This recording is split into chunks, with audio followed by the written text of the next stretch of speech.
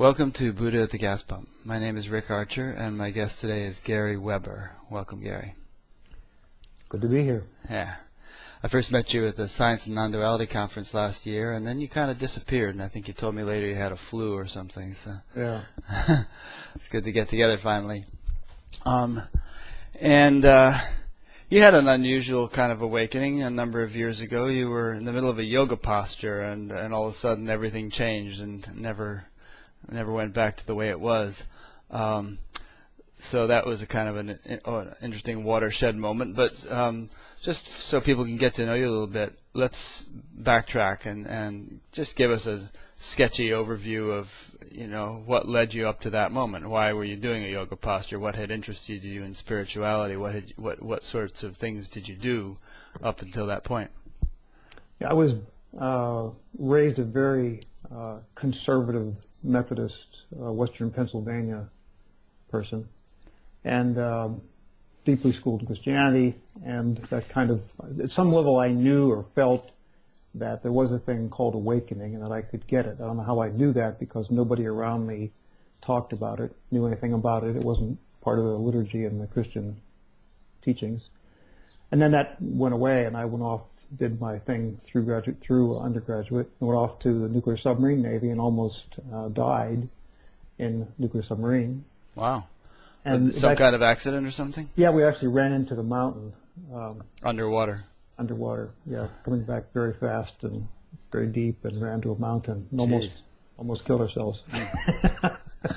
So then that kind of was a wake-up call. I'd been living kind of hard and fast, and that was kind of okay, now this is for real.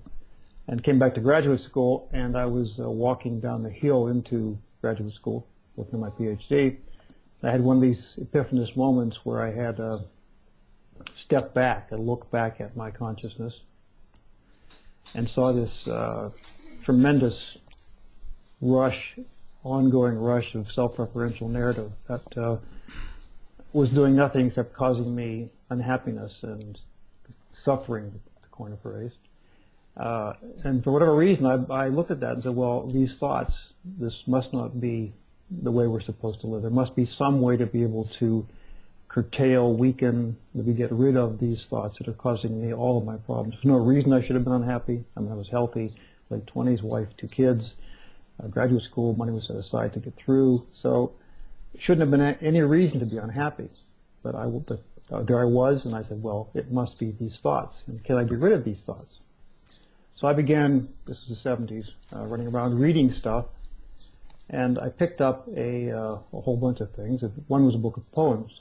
So I was reading it one day at lunch, sitting out on the old main lawn, and first line, I read the first line, and my whole world opened up. I had not been using any psychedelics, still a virgin on psychedelics, but this line was, all beings are from the very beginning Buddhas. And I didn't even know what that truly meant in any context, other than the fact that the line just, blew my mind open. Half an hour, 45 minutes later, of course, it closed down. But I turned the book over, and it had Zen on the cover. And so I couldn't even spell Zen at that time. And then went off and began doing Zen, reading about it, practicing it myself first, and then finding some Zen teachers to work with. Rinzai tradition was what naturally drew me. Tony Packer and Eido Roshi Shimano at Daibosatsu Zendo were my main folks. And worked with them, but also continued my professional life. And finished graduate school, went on to work at a national lab, and then off in industry for a long time. And kept running these 2 parallel paths. I felt I had to go out and do some yoga so I could sit longer, because kind of Rinzai Zen I was doing a lot of sitting. So I did a lot of yoga with a lot of different people to learn how to get more comfortable in my body and be able to sit longer. And so I just did that, and I ran across Ramana Maharshi's teachings. And here was somebody who was very simple, very direct, and he said, look, you can stop these thoughts, which was very attractive to me. That's what I was looking for. The only person I could find who was unequivocally focused on that. His first book that's what it was all about, was stopping thoughts. So I just did what he told me to do, which was inquire and to whom does this thought arise, and very simple, basic inquiry practices.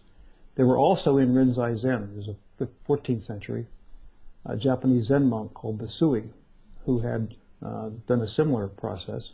It was documented in one of the big Zen books at the time. So I had some reinforcement to go ahead and pursue this thing. So I just went off and did self-inquiry. Who am I? Where am I? What am I? Who hears? What is this? Am I this body? Etc. And eventually it happened. People listening might wonder, well, what's the big deal about stopping thoughts? What's wrong with thoughts? Aren't thoughts natural? Why should we want to stop them? Mm-hmm. What would you say to that? Well, it wasn't my perception.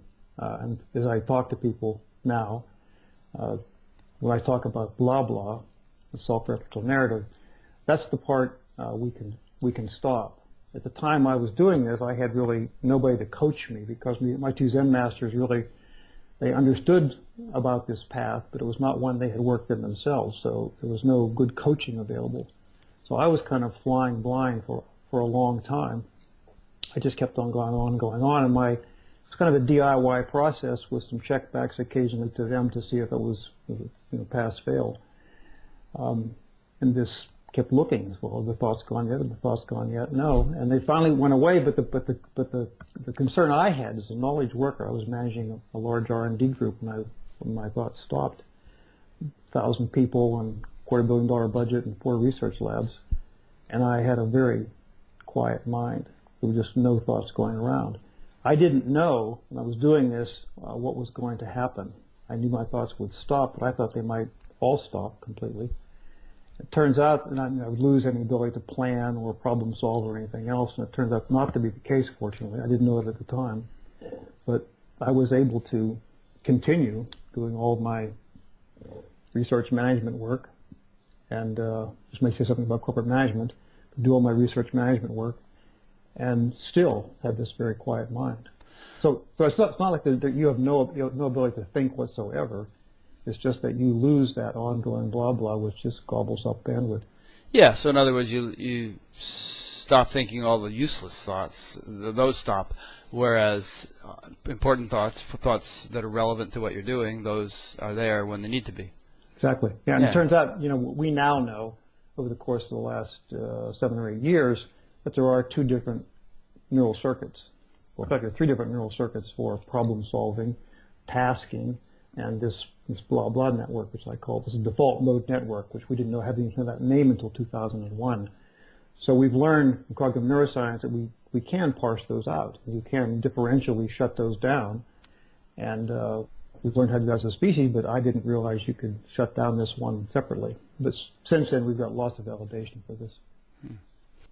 This shift to having a very quiet mind happened quite abruptly for you.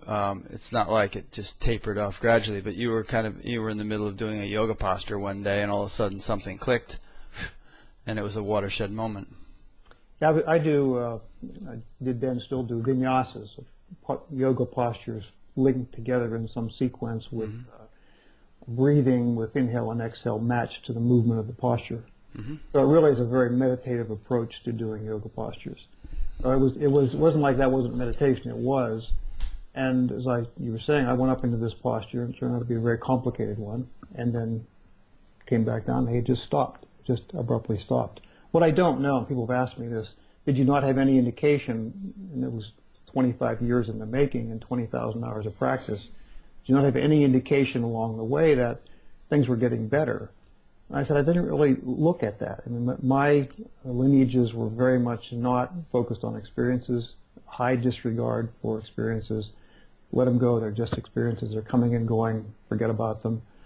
And I just kept looking for, had my thoughts stopped yet? And they had. So I just kept on going and going and going. Kind of flying blind, really.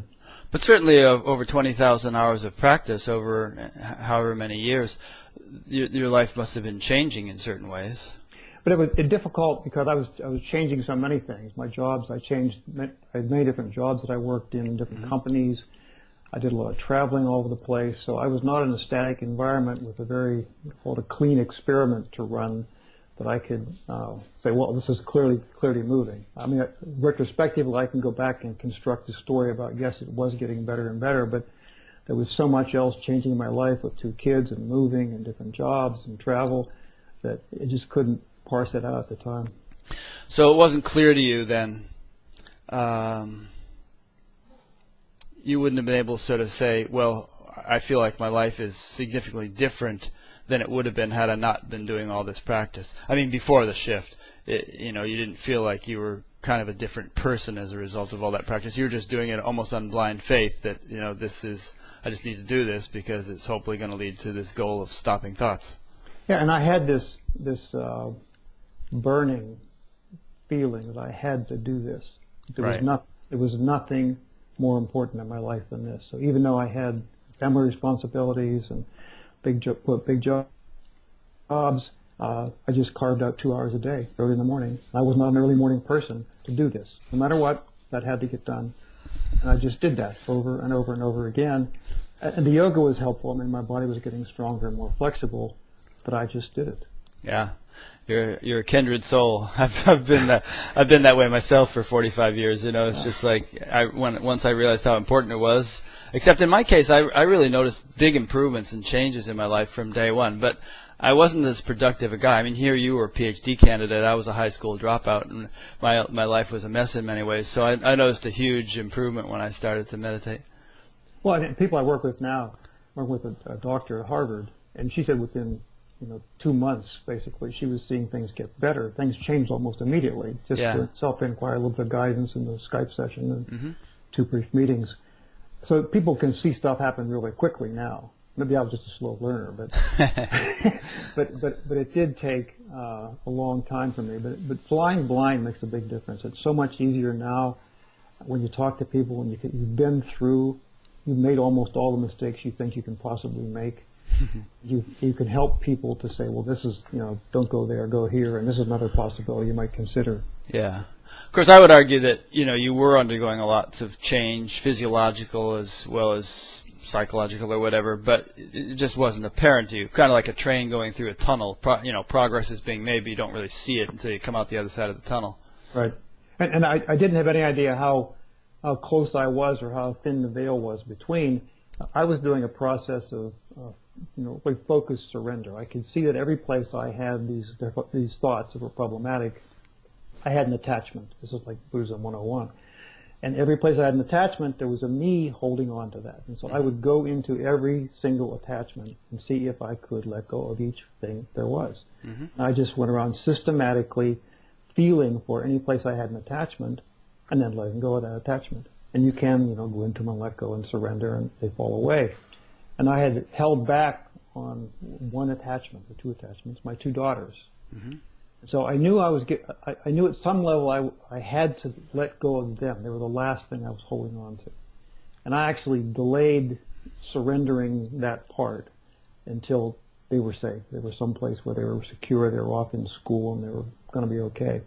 Because I didn't know what was going to happen. I mean, if I surrendered my attachment to them, I might be completely non-functional and lay in the curb, alongside the curb with drooling.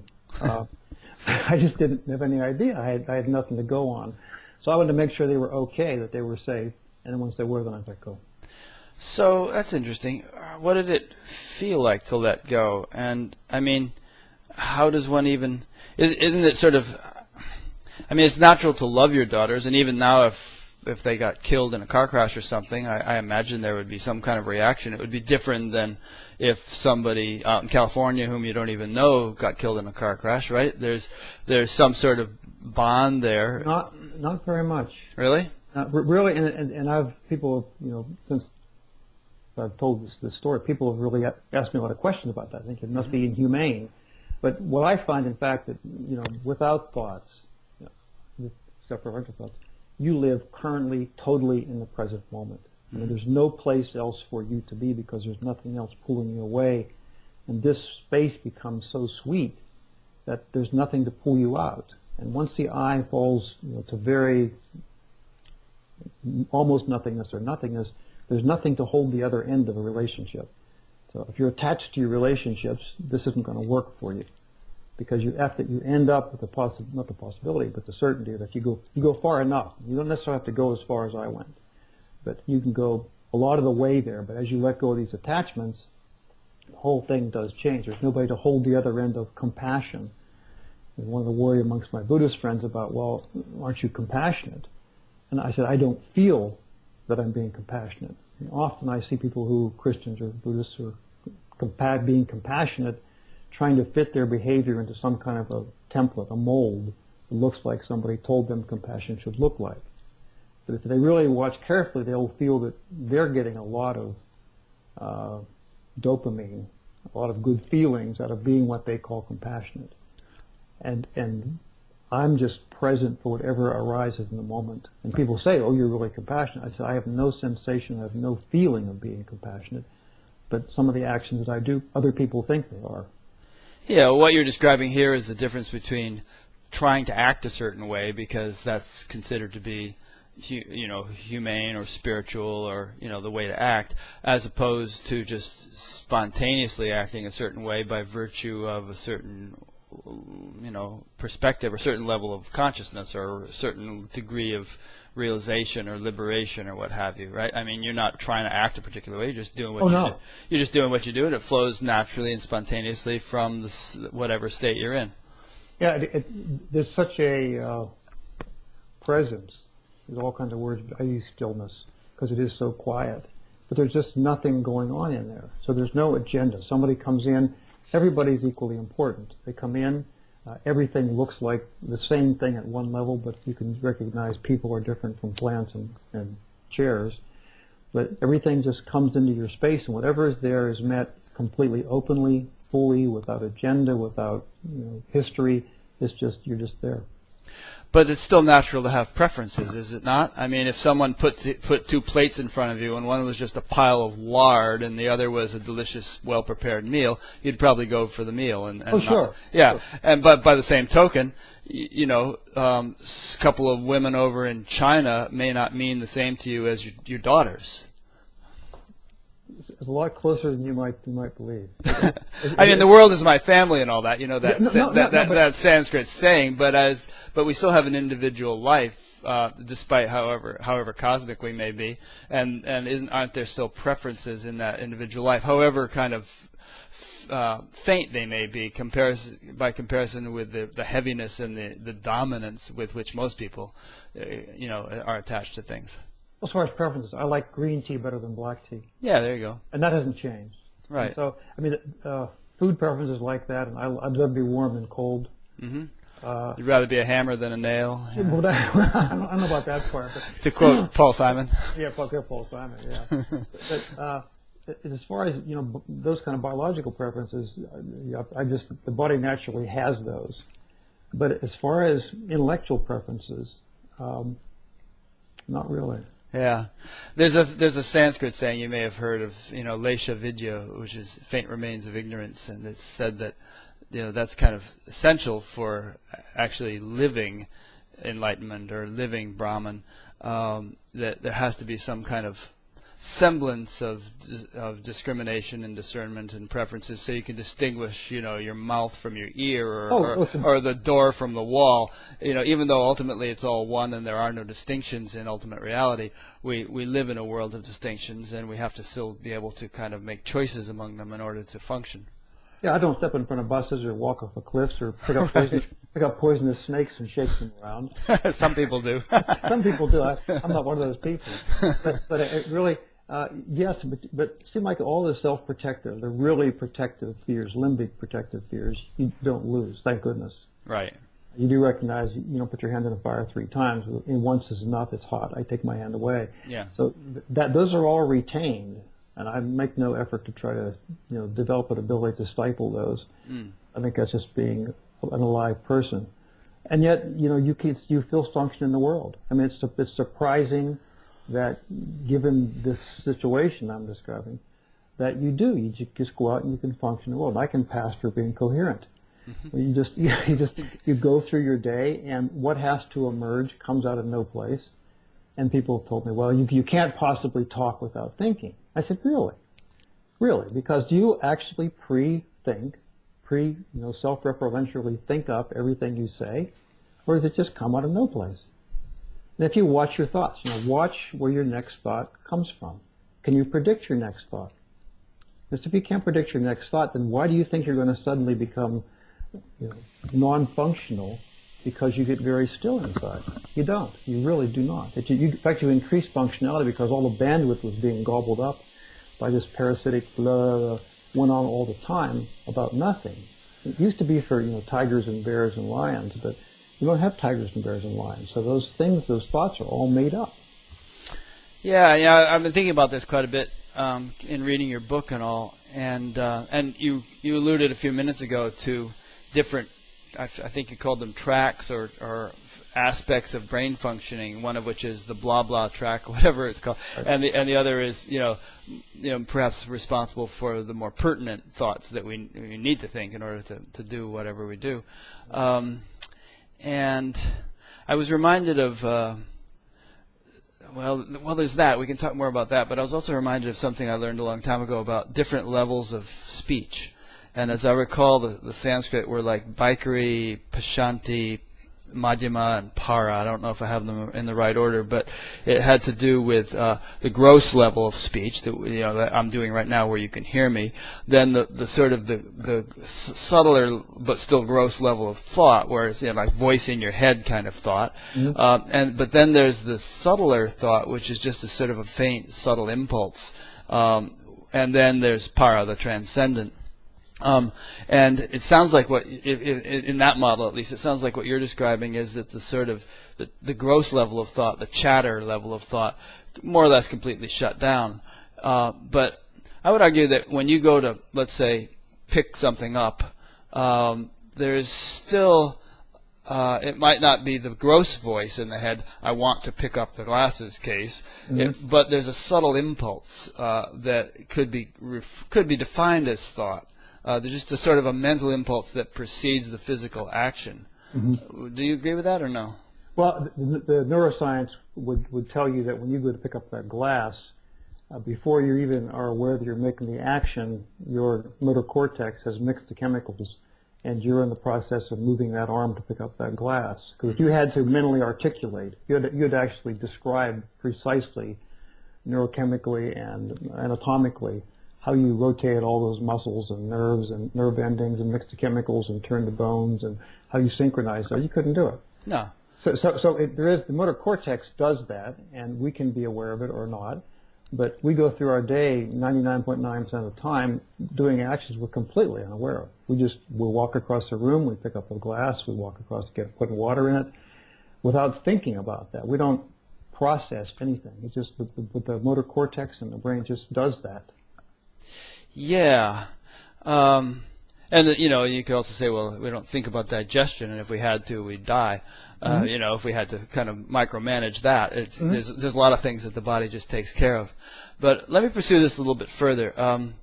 It's been my understanding over the years, through my own spiritual practice and study and whatnot, that there are kind of levels to the mind, and I kind of alluded to them just now, mm-hmm. Just as there are maybe levels to an ocean, and on the surface level of the ocean you see the waves, and maybe you see bubbles popping if some air has been released from the bottom, and you could dive down and trace a bubble, let's say, to way down to the source to the bottom of the ocean where it emerged. And maybe the bubble would get smaller as it went down due to the pressure or something. And, by a similar token, thoughts as they emerge on the surface of the mind are, they're relatively gross. They're louder. Like if I were to shout what I'm saying right now, people would hear it in the other room. Speaking in this tone of voice, they don't, but you do. I could think what I'm saying right now, and you wouldn't hear it, but I still would. And going in the same direction, there are subtler impulses or subtler levels in the development of a thought which ordinarily people don't perceive because they're too subtle, and the mechanics of perception are kind of coarsened or made gross through over time, such that we lose the ability to cognize thought at the point of its emergence or throughout the subtler ranges of its development. And so this whole thing about acting and not being aware of the thought which preceded the action or which motivated the action, it strikes me that perhaps it's because people's awareness is ordinarily confined to a relatively restricted area of comparatively gross phenomena, and that if the full range of awareness were there, then one would be open, consciously aware of the subtlest impulses of thoughts as they arose. And this would give one great freedom. We'd be much less of a slave to, things which arise in the mind without our being aware of their development. And it would actually be possible to choose, am I going to pursue this or not? But not in any kind of deliberative fashion, but more with just a faint, subtle intention. Go this way, go that way. There would be an intuitive faculty that would arise. So I've meandered a little bit, but go ahead and respond to what I've said, and we'll take it from there. Well, there are a couple things in there, 3 or 4 different things in there, with what I heard. Yeah. The one about being able to go down and watch thoughts. If you've meditated a lot, and you can get more and more perceptive, let's call it that. As you get quieter and quieter, you can go down to where you can actually, it's easier for me because it's very quiet, see like a surface of a lake, a very still lake. And if you're present watching for that, you can see the thoughts begin to form, just like a little bump on the lake, a little slight bump on the lake. And if you're present for that and you attend to it, it will just go back down again. Right. So you can be aware at that very first beginning of initiation of a potential thought. You can nip it in the bud. You can nip it in the bud. You can have that be completely still. Mm-hmm. That to me is different than the other things about the intention. I mean, I don't look at emotions as being thought. Some people do. They don't strike me as in the same way. There is the movement of sensation through the body. I don't make any attempt to suppress that. Whatever you want to call that, thought, not thought. I don't call it a thought. But those sensations arise and pass away. Emotions can rise and pass away. And then we get into, well, for me, the problematic thing comes, an emotion comes up, tagged to a sensation. And if you are fully present, that doesn't go into thinking. There's no arising of an attachment. However, if the first, what I call thought, comes up and hooks onto that, maybe a storyline about something, just begins. And if that's a sticky thought, some thought that has, Velcro to it, it can pull all kinds of memories and all kinds of, so you can spiral up into these horrendous things that we've seen where this thought just runs out of control, and you turn a simple desire into wild craving and lust. We've all seen that happen, and so you just don't have that second part. To me, that's where the problematic part is. If it isn't self-referential, it doesn't, in my experience, get the power to be able to spin up these big spirals. And I don't try to shut down the front end. I don't try to shut down sensations. I don't try to shut down. I mean, if there are some limbic emotions, I don't try to shut those down. Why would you? Because you're functioning in a very spontaneous, natural manner from a settled state of awareness. You don't need to manipulate. No, and I don't have that. Something else that happened, and you touched on it too, is that I was very much convinced that I had achieved what I'd achieved in the corporate world and the academic world by my genius and my hard work and intelligence and cleverness and blah, blah, blah. And when this thought stopped and the I stopped and fell away, there was nobody to hold the I make this choice, I make this decision, I have been in control all the time. And so I was left in a situation where, even though I had been very much convinced had made all this take place, I was now saying there was no I there to have made it take place. Mm-hmm. So I just fell into, logically, the fact that I had no free will because there was no one to have it, and I had no control because there was no one to hold control. And so I just found myself in this space of living now, and surrendered into what happened because I had no other alternative. Mm. And I found that to be a very sweet space, actually. Yeah. That's an interesting thing. It's funny, each of us says something, then the other can see 3 or 4 things in that they want to pursue. Well, what I get from that is, first of all, I've heard it described that emotions, that thought, as we ordinarily define it, little voice in the head type thought, is actually a subtler aspect of the sense of hearing. Emotions are a subtler aspect of the sense of touch. And then some people have visual things in their minds. They think in images. They say that's a subtler aspect of the sense of sight. You may have at one time been meditating and all of a sudden tasted a lemon or something like that. Subtler aspect of the sense of taste. So each of the senses has its gross manifestation and outward directedness, but it also has subtler correlates in kind of a subjective thing, not using the senses that the eyes, the ears, the physical senses, and so anyway, there's that. I don't know. It's just something interesting to throw into the conversation. Then this thing about the doership, of course, as you know, you've been a study of Vedic things, and there's verses and verses in the Gita and other scriptures about how one really isn't the doer. One takes oneself to be the doer, but upon adequate, awakening or realization, one discovers that, I don't do anything. It's the gunas of nature or whatever that are doing it all. Yeah, absolutely. I mean, one of my favorite verses is Naiva Kinchit Karaniti Yukto Manyata Tattva, which is the wise know that I do nothing at all. Mm-hmm. And it goes through and lists Pashan, Shrinvan, Sprishan, Jigvan, Ashnan, Gachan, Svapan, Shvasan, Palapan, Visajan, Gurnan, Nimishan, Nimishanapi, which just says seeing, hearing, smelling, tasting, touching, sleeping, moving, grasping, and letting go. Grasping, letting go, even opening and closing the eyes, speaking. I do none of these. It's just the senses moving amongst the sense objects. Mm-hmm. Indrani and direct tissue. Yeah. So it all depends on where you take your stand. If one is... Personally, I see it as it's sort of like a lens. You know how a lens can focus in small or it can zoom out. And most people are sort of in the focused state and stuck there, such that there's this feeling like this is what I am. I'm doing this. When this body dies, I'm gone. That kind of thing. But then in the zoomed out state, one realizes I am that consciousness which pervades and constitutes the entire universe, and everything is contained in me. Now, there's a whole range in between those two perspectives, and my take on enlightenment is it's not either or. It's a kind of it's both and situation where there is still a sense of individuality, and there needs to be in order to function.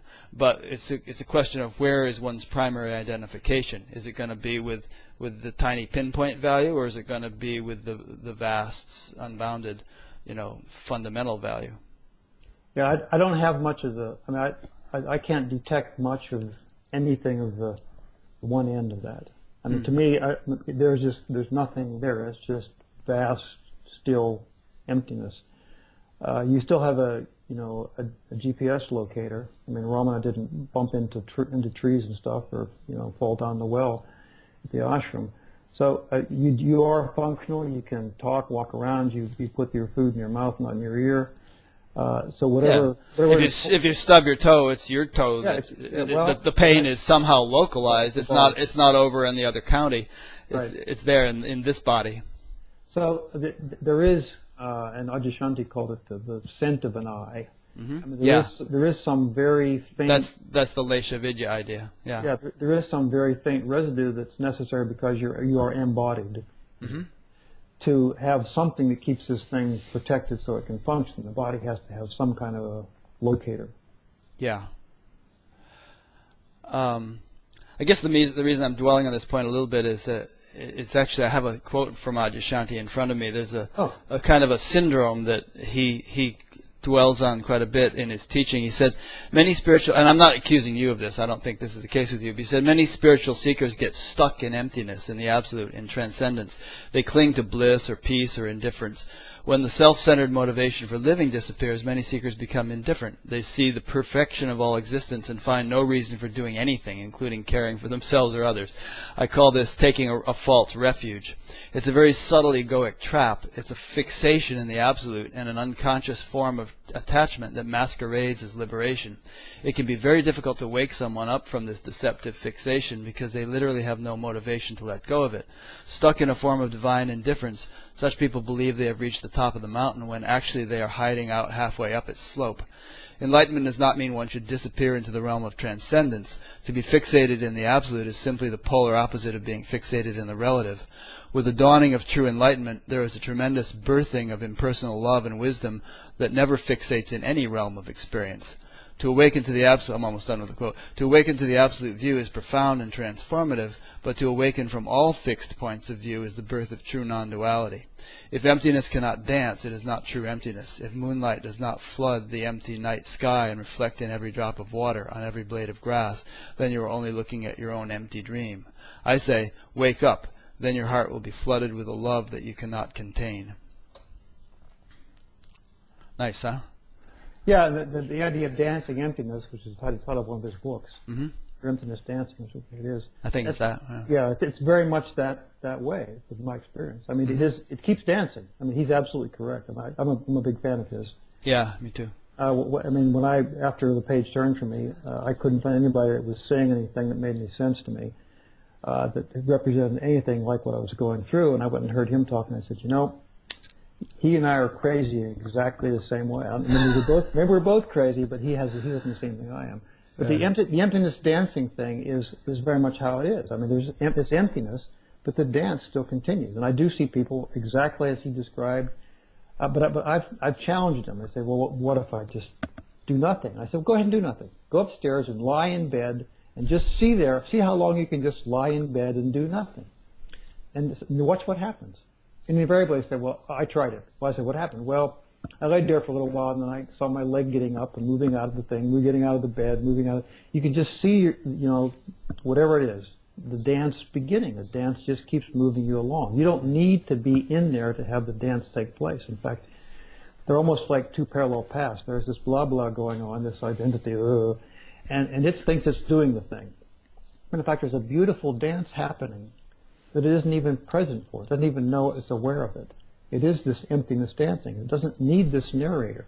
We use this metaphor of a rider and an elephant. I mean, you've got this brilliant elephant going around doing a dance, an elephant dance, and on top of that, you've got this press secretary who's running around talking about things and imagining it should be, I'm this or I'm that or I'm awakened or I'm not awakened. Blah, blah. It's just a press secretary.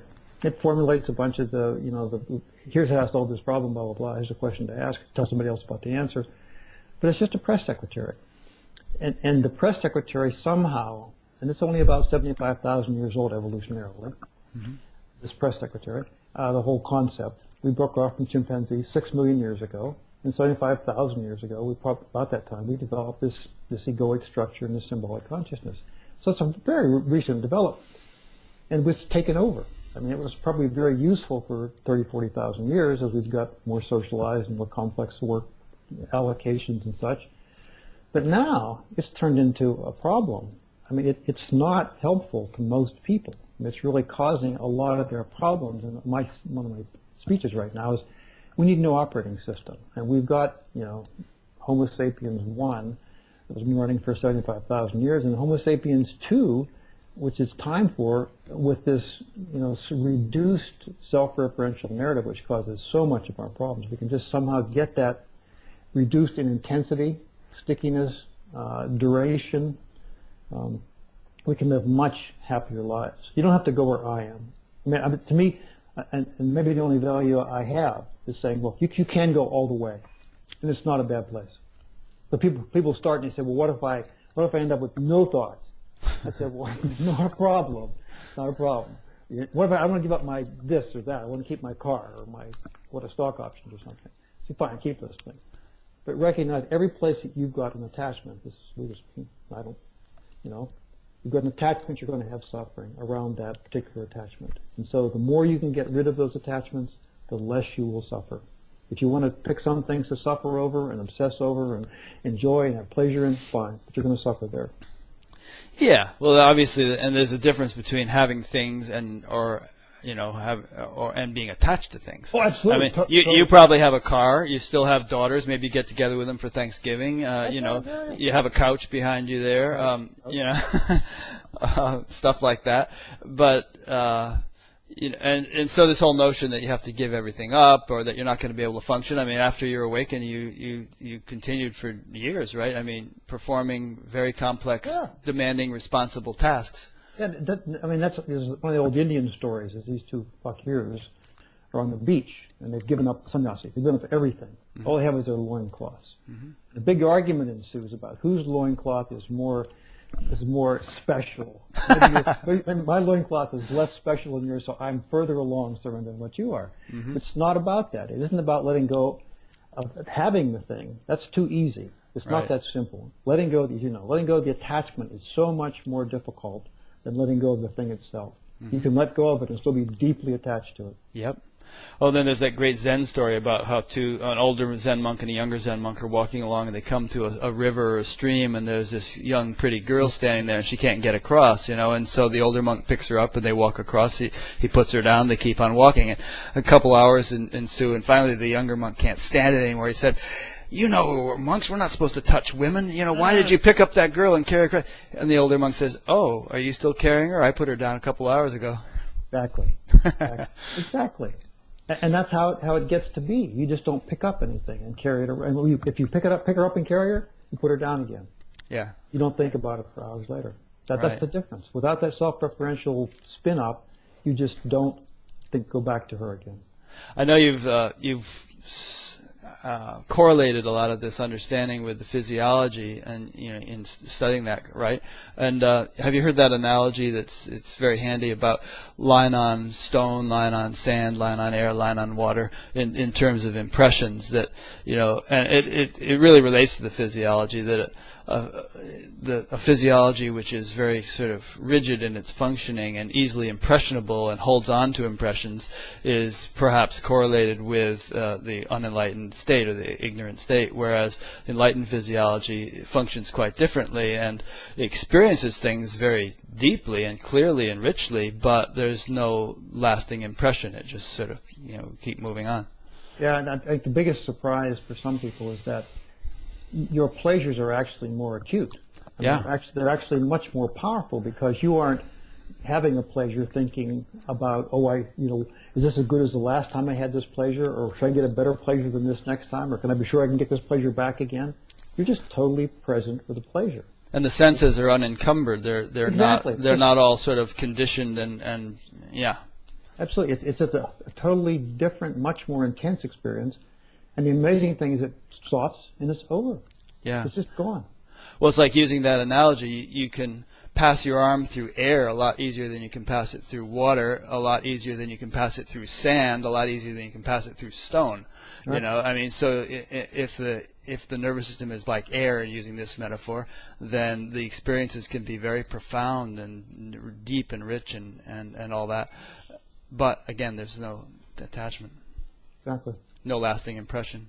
And there's no big longing to get it back again and begin scheming about how do I have it happen again. It was so fantastic. And we spend our lives. It's like, was it Lenin? I think it was Lenin said. Oh, right. It was. Spend your life being someplace else. You're never here right now.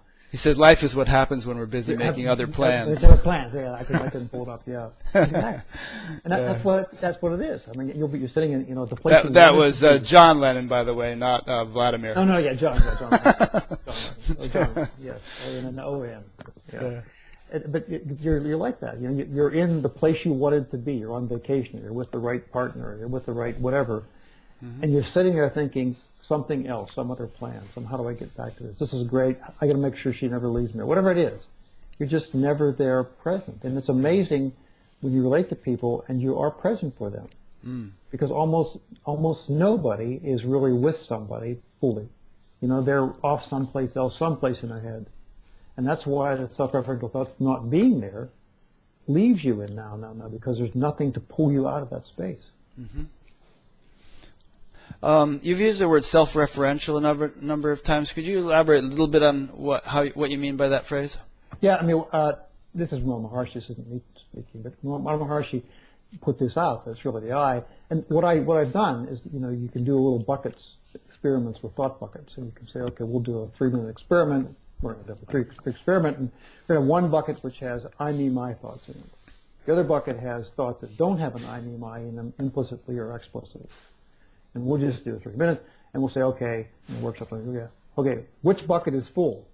Sheepish grins on their faces. It's all in the I, me, my. Right. It's all about me. It's already all about So me. that's what you mean by self-referential. That's right.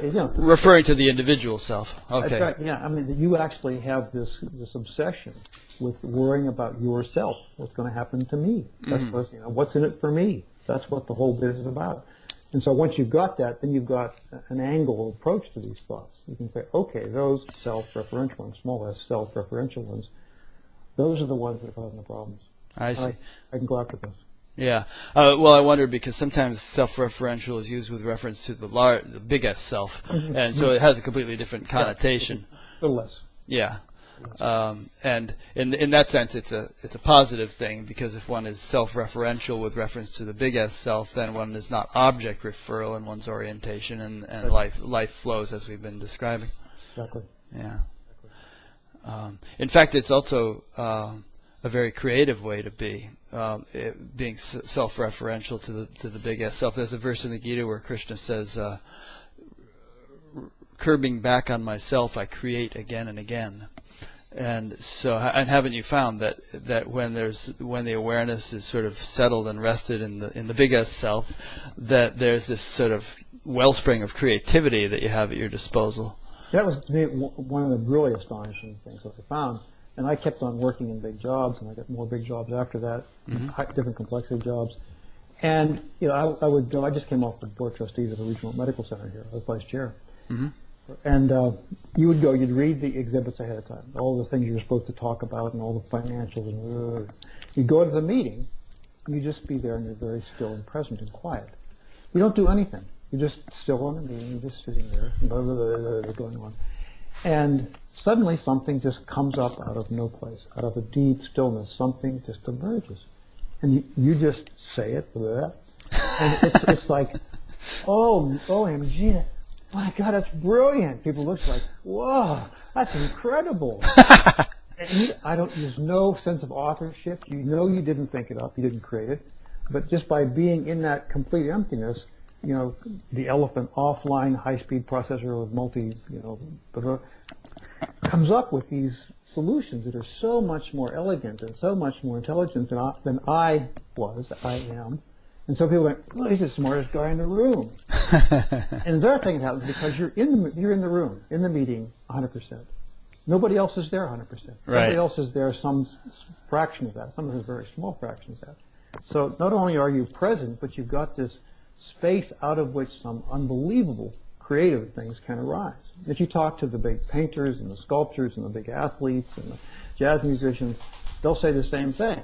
I mean, their best efforts come out of this flow state, which Mihaly talked about, where you do have emptiness. I mean, you've got your skills in place, you know how to do this task, you get out of the way, and that's where real art emerges, that's where real music emerges, that's where creativity happens, science happens there, big science happens there.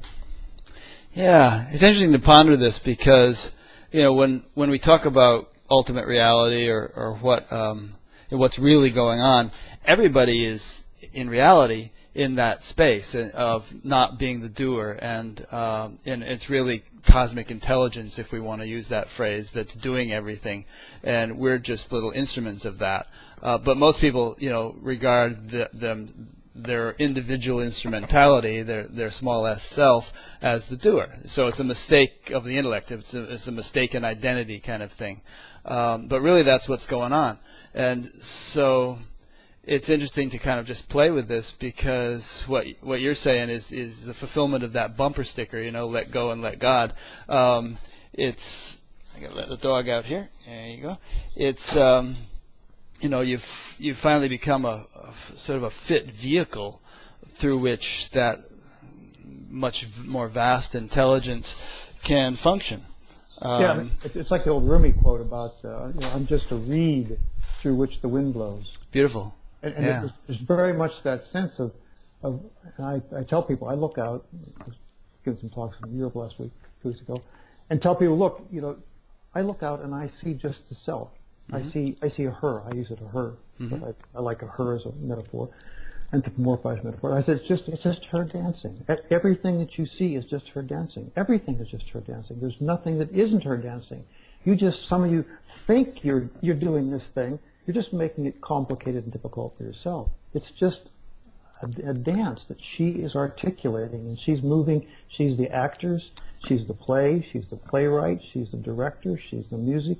She's everything. You just let go into that space. And I tell people, you can't believe how beautiful and how freeing it is to let go into that space. There's another Gita verse, Ananyas Chintayanto Mam Yejanas Payupasate Tesham Nitya Abhiyuktinam Yogakshamam Vaham. How much says before we know this verse?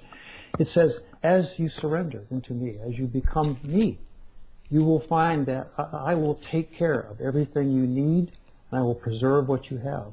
And I have found so much that to be a confirmation on the path, that the more I surrendered, the more I felt something was holding me. And I didn't really have any reason to think that, but I surrendered more, I was held more. Ajay Khan has a good quote on this the same way. When you surrender completely, you find out you're totally held. It's hard to imagine, hard to believe. When you first hear that Gita verse, you think, oh, it's just, philosophical, Buddhist BS. But it really has turned out to be my direct experience. The more you let go, the more it's obvious you're held, and it seems like the more you are supported moving forward. It's beautiful. It's a good sales pitch for this. I mean, to use a it's my direct experience. For something else. Yeah, for people who think that they're going to lose something, or their life is going to become sterile or weird, or that this sort of impersonal thing that we allude to means they're just going to kind of be a colorless blob of some sort. All those notions are dispelled by what you just described. And by that beautiful Gita verse. That was a great one. Yeah, and it's so beautifully rich. I mean, one thing that does happen also I didn't expect was that we have found, these are anecdotal now, trying to compare, why I stay in this space. Others are staying in this space now more and more.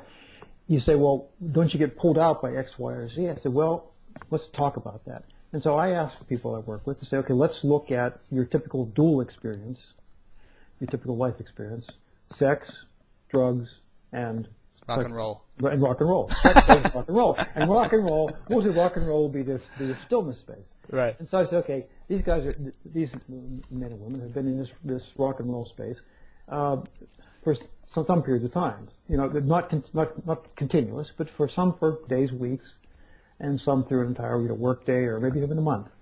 And so I said, okay, well, compare how you felt pleasure-wise in that space to how you felt with psychedelics, and many people are big psychedelic users, or sex, and to your normal state, and to the person. Rock and roll was highest, and psychedelics was second, and sex was third, and your typical dual state was fourth, down low. So, as the Buddha had said, if it weren't that way, nobody would be meditating. If sex were 16 and everything else was no higher than 7, it would end of meditation. But that's not the way it is. And these people are all reporting the same thing. That, it is rock and roll is better than sex and drugs. I mixed you up by throwing in rock and roll. There was cool. There was that 60s phrase, sex, drugs, rock and roll. Oh, yeah, totally. I got it. But by rock and roll, in this sense, you're alluding to, experience of pure being, right? The absolute. Yeah. And that pure being state is sweet. It isn't like you fall into a void. It's ananda. Yeah, exactly. And the Heart Sutra is often translated as Shinata is often treated as being some kind of an awful, dark, void, unknown. Ooh. And it's nothing but that. It's really such a remarkably sweet space. I call it full emptiness or empty fullness. You can't imagine bringing anything in that would improve it, or taking anything out of it that would improve it. It's just so sweet. There's a verse, you may know the Sanskrit, I don't know it, but it's contact with Brahman is infinite joy. Mm-hmm. Yeah. Yeah, so this bears emphasis because for a number of reasons. Firstly, it explains why we're drawn to it and why it's possible to, go in that direction. It explains why you did spiritual practice for X number of years, even before your awakening, because whether you knew it or not, there was some deeper sweetness that was drawing you, that was attracting you. And it also, I have a friend, Francis Bennett. You may have watched my interview with him.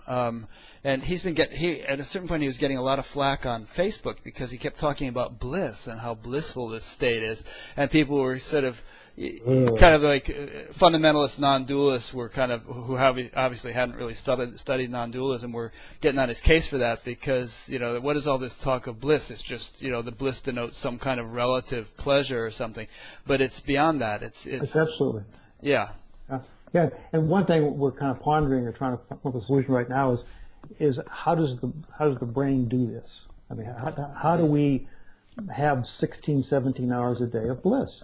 Mm-hmm. Because most experiences, pleasure experiences, are much shorter than that. Not 24? How about during sleep? Well, that's another discussion. Bliss then too. Bliss then too.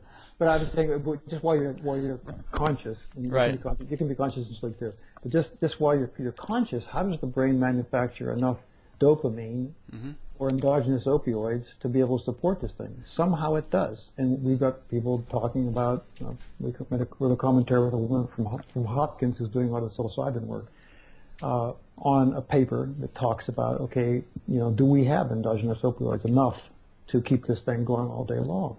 Because somehow the brain, instead of the state being a still, flat place, I mean, the brain, if it sees things moving, it'll stay attentive. And if it isn't moving, there's no stimulus being handled, then the brain gets. So there must be something that's happening, and there is an aliveness, a presence to this space. There's a real, in addition to this big sweetness and this great stillness internally, there is a great aliveness to vitality and energy to everything that you see. And so that appears to be enough, or what keeps the brain engaged to keep supporting this thing. I think the brain, this is anthropomorphizing now, the brain likes this space. It likes this not being in chaos, not being in confusion, not being unhappy. It says, this is Krishna Murthy now, this is really a cool space. And the brain likes it. You give enough pictures of this space, the brain will refunctionalize to support this. And it does. The brain says, this in is trains so cool. or something. Yeah. It does. Well, depressed people manage to stay depressed for 24 hours a day, more or less. Schizophrenics manage to stay crazy for 24 hours. The brain takes care of those things, so why shouldn't it be able to manage to maintain bliss?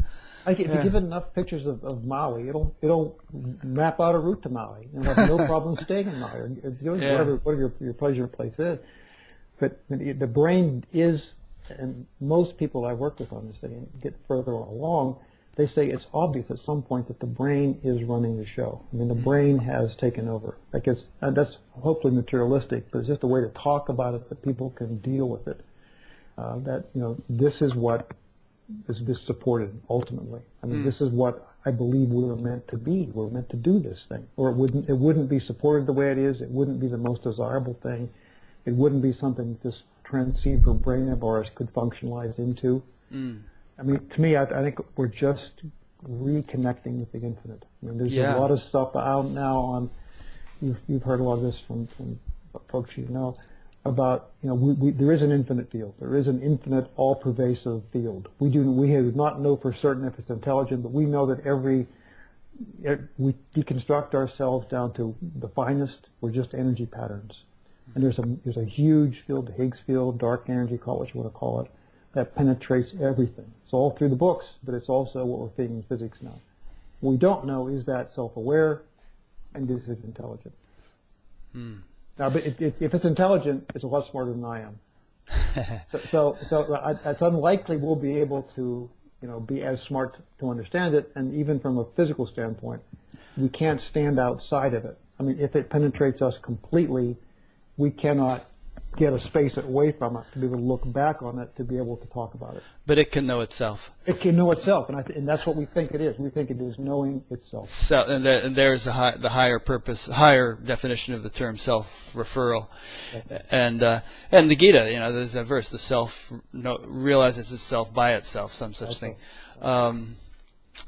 And regarding the intelligence point that you make. I love that idea. I mean, I just pretty much all day long when I'm not busy doing something else, I'm kind of marveling at the intelligence of nature. If I'm cutting the grass, it's just like I'm just sort of, it's not like I'm thinking about it, but there's just this sort of appreciation of how much intelligence is imbued in every particle of creation, every blade of grass, every leaf, everything. It's like there's this marvelous, and it's like we just kind of ignore it because we live our lives. But if you just contemplate for a moment what's going on the molecular level, biological levels, subatomic levels, everything is this orchestra of incredible intelligence and complexity, and it's like it, and you can deduce from that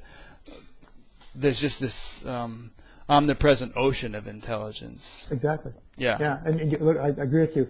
They say, well, the scientists become reductionist, materialists, and you don't see any beauty. But the big scientists I know say, on the contrary. I mean, the deeper you go, the further you get, the more you're just in awe. And the great ones. There's great quotes from Einstein and Niels Bohr and people like that who really appreciated that kind of stuff. And since we're having a spiritual discussion here, it's not impersonal intelligence. It's God. And that's ultimately what we are. I mean, the word God is not the little old man in the sky with a beard. It's that ocean of of infinite intelligence that's all pervading. Absolutely. And the conceptualization of that is the problem. We've all kinds of the history of mankind. We've got all kinds of strange ideas of what God might be. But when you can go back to deep into the Upanishads and pull them out. I'm not pitching the Upanishads. You can pull out the Upanishads for a long time, but there was this sense of there is something that is penetrating everything. This basic intelligence that underlies all life. And we're now beginning to curve back into that again with our physics and saying, yeah, it could be. That really could be. Yeah. Well, you've heard some of these physicists speak at the SAND conference. Right. Menatos Kafatos and John Hagelin and these guys. Yeah. There's some great insights being proposed by these guys. Getting back to the point of bliss, one of Maharishi Mahesh Yogi's favorite, one of the pillars of his teaching was that. Firstly, nothing new. This is ancient, Hindu teaching that the essence of life is bliss, ananda, but he emphasized a lot that there's a natural tendency built into us, natural tendency of the mind, we could say, to seek a field of greater happiness, and that's how meditation ultimately works. It's a lot. The mind is allowed to sort of discover. Or explore finer levels of experience, and in doing so encounters greater happiness, and that's what leads it on. That's what motivates it to keep moving in that direction. And we all have the experience that everybody runs around trying to fill up this space inside themselves. There's this sense of an emptiness that I keep trying to get pleasures and jam them into this thing and make the emptiness go away. And I get the pleasures and I look at it and I say, oh, it's still there. And I get more pleasure, and I thought, man, it's still there. It hasn't gone away. And then we just never seem to think, until we do a lot of spiritual work, turn inside and look at that. Maybe it's not horrible. We keep trying to fill it up. Maybe it may be really a sweet space. You consider the possibility. And just begin looking deeper. As Maharishi Yogi said, just start to go into that thing and begin to explore it. And you find out, once you get past the little initial noise levels, that it is an incredibly sweet space. And it keeps... This is Ramana now. It keeps pulling you in deeper and deeper. No matter how hard you think you are trying to find it, it is trying so much harder to pull you in. And it just pulls you forward. You just let go, surrender, let go, do your thing, and move into that space. It is really pulling you into that space. Yeah. And zooming out a bit here, I mean, what is this universe all about after all? Why did these bodies evolve after billions of years? What is the purpose of it all? Seems to me it's for, I don't know, just my own worldview on the thing, is just that Brahman wanted, you anthropomorphize when you talk this way, but the sort of creative impulse that gave rise to the universe it's all well and wisely put, and it did so such that there could eventually evolve forms of life which could, experience this as a living reality. Mm-hmm. So the reason I'm saying this is in reference to what you just said, that we're fulfilling a cosmic purpose by doing this, by kind of participating in this process.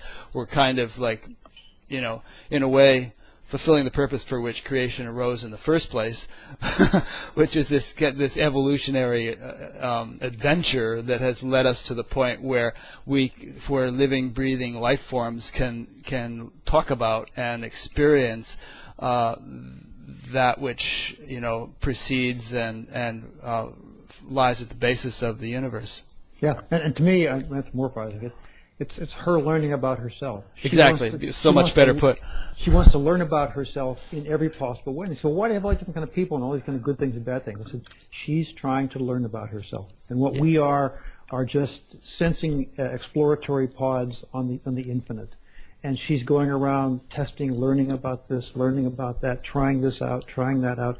And as she does, she expands and knows more and more about herself. It can be Leela, it can be just a divine dance for just pleasure, but it can also be an exploration for her trying to understand herself in so many different ways.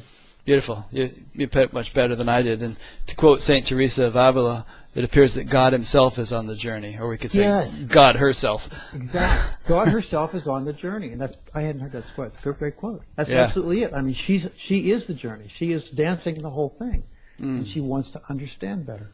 Yeah. And grow. Great. Let's shift gears a little bit.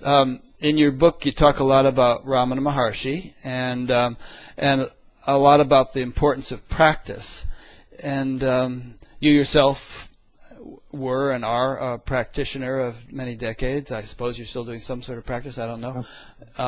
And there are a lot of people who claim to be in the lineage of Ramana Maharshi, even though I'm not so sure he established the lineage, who sort of de-emphasize practice, who say that it only reinforces the notion of a practicer, and who seem to represent him as not having advocated practice. But in your book, you quote a lot of instances in which he recommended all sorts of different things to people. Absolutely. So tell us about some of that stuff. This is kind of the one of the baseline themes of the Science and Underbody Congress in Europe. I spoke at and was on 2 panels in. Mm-hmm.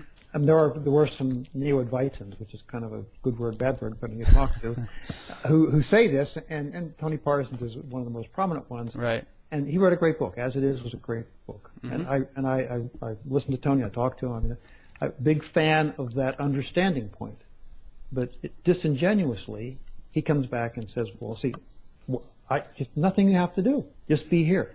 Mm-hmm. Yes, but he had to do a lot of stuff. There's a whole chapter in As It Is devoted to all the practices he did. Mm-hmm. And so how could you possibly, and I asked him this point blank, 1 on 3, I said, Tony, how can you say this? You've got a whole chapter in your book devoted to your practices.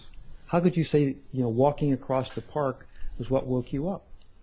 It wasn't that at all. We know from, tons and tons, Malcolm Gladwell's book. Gladwell, Outliers. Gladwell's book, mm-hmm.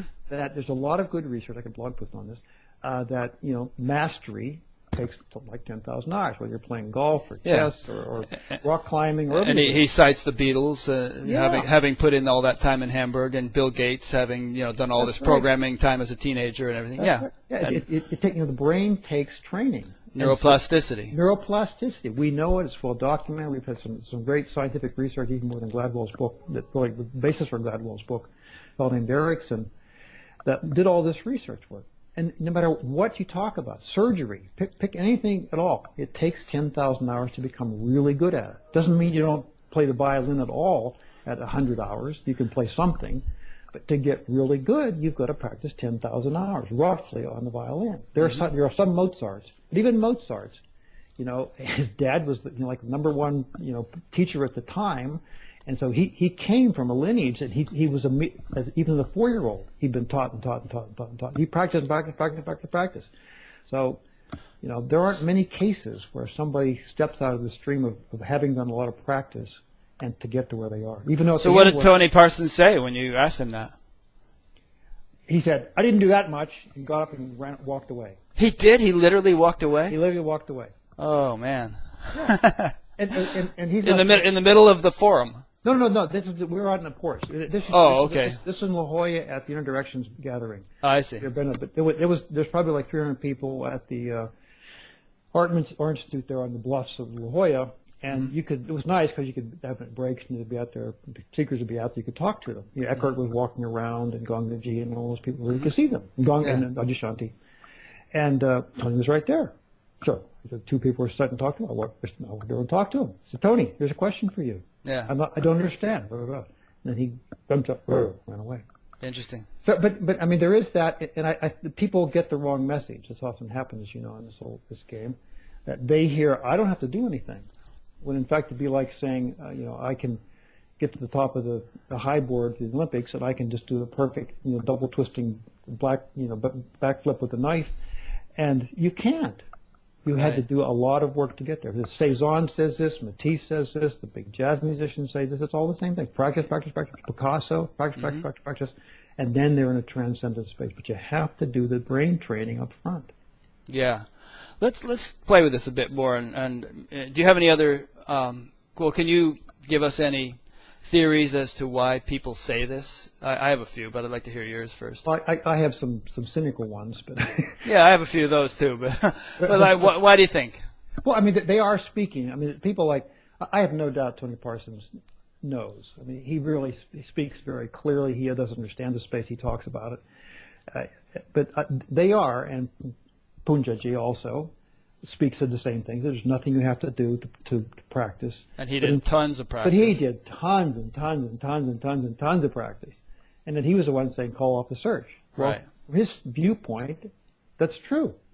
And perhaps, and this happens, your memory of those old things fade. Not just they fade normally for people, but in fact, it seems to be with this kind of situation of losing this eye, much of the eye, that you lose a lot of episodic autobiographical memories.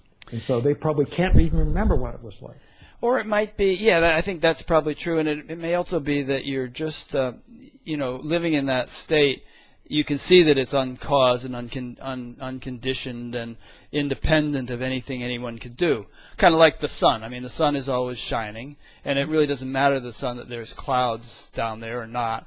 Right. And but for someone on the other side of the clouds, it matters a whole lot because you're not seeing the sun, and so wind is important maybe to blow away the clouds. That's the practice there. But and then once the sun realizes, I've always been shining, and it's like the whole issue of wind and clouds and all that must seem very distant and irrelevant.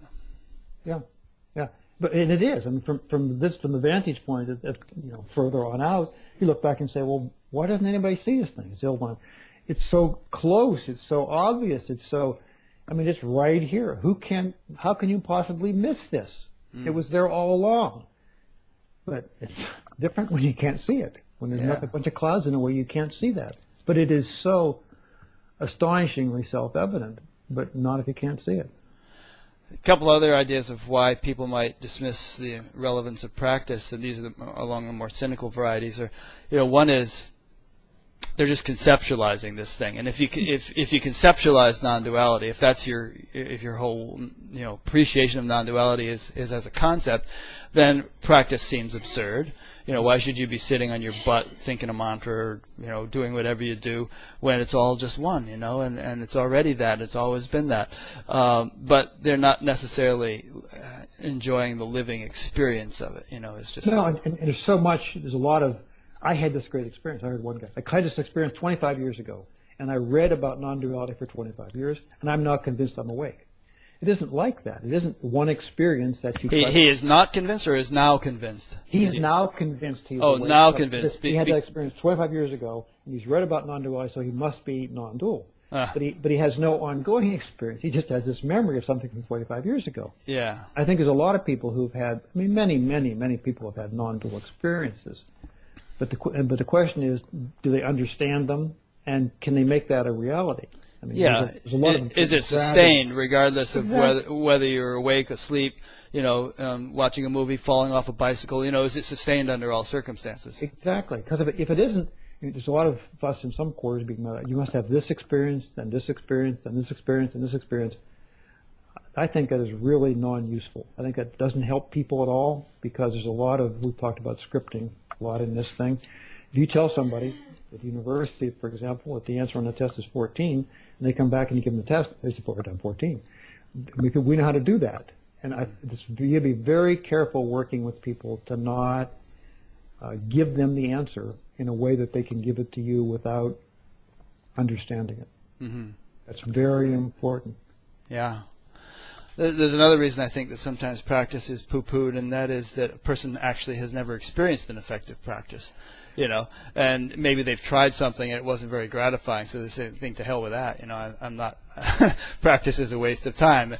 But if you really experience an effective and gratifying sort of practice, you realize, there's really something to this. When I say, how could you possibly, practice as much as you do? I said, I love it.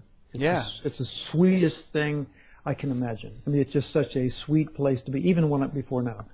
It was a great part of my day. It was still quiet. I loved doing the yoga. I loved doing the meditation. It just was a sweet place. So you get, to Maharishi Mahesh Yogi's quote, you do get sweetness along the way. Mm-hmm. And it pulls you into the practice. If you're really doing a good practice, it will get sweet with time. It will get better and better. And you will get pulled into this. That's why people say, I can't even do practice. You just haven't done a practice to begin, a good practice. To begin that really works for you. It really works for you. Yeah. Yeah, he used to say the goal is all along the path. And he used to use these phrases, he like the pathless path. I mean, he didn't originate them, but he really liked those kinds of phrases. And because there's gratification, there's reinforcement, so to speak, at every stage of the game if you're actually proceeding effectively. And I really push, I'm very open about practices. You've read my book, and so I've many practices. And when I start working with people, I say, well, what do you want to do? So, what works for you? What do you like to do? Yeah. Find something you love to do, and we'll do it. If it's chanting, if it's asanas, if it's breath work, if it's self-inquiry, we'll do that.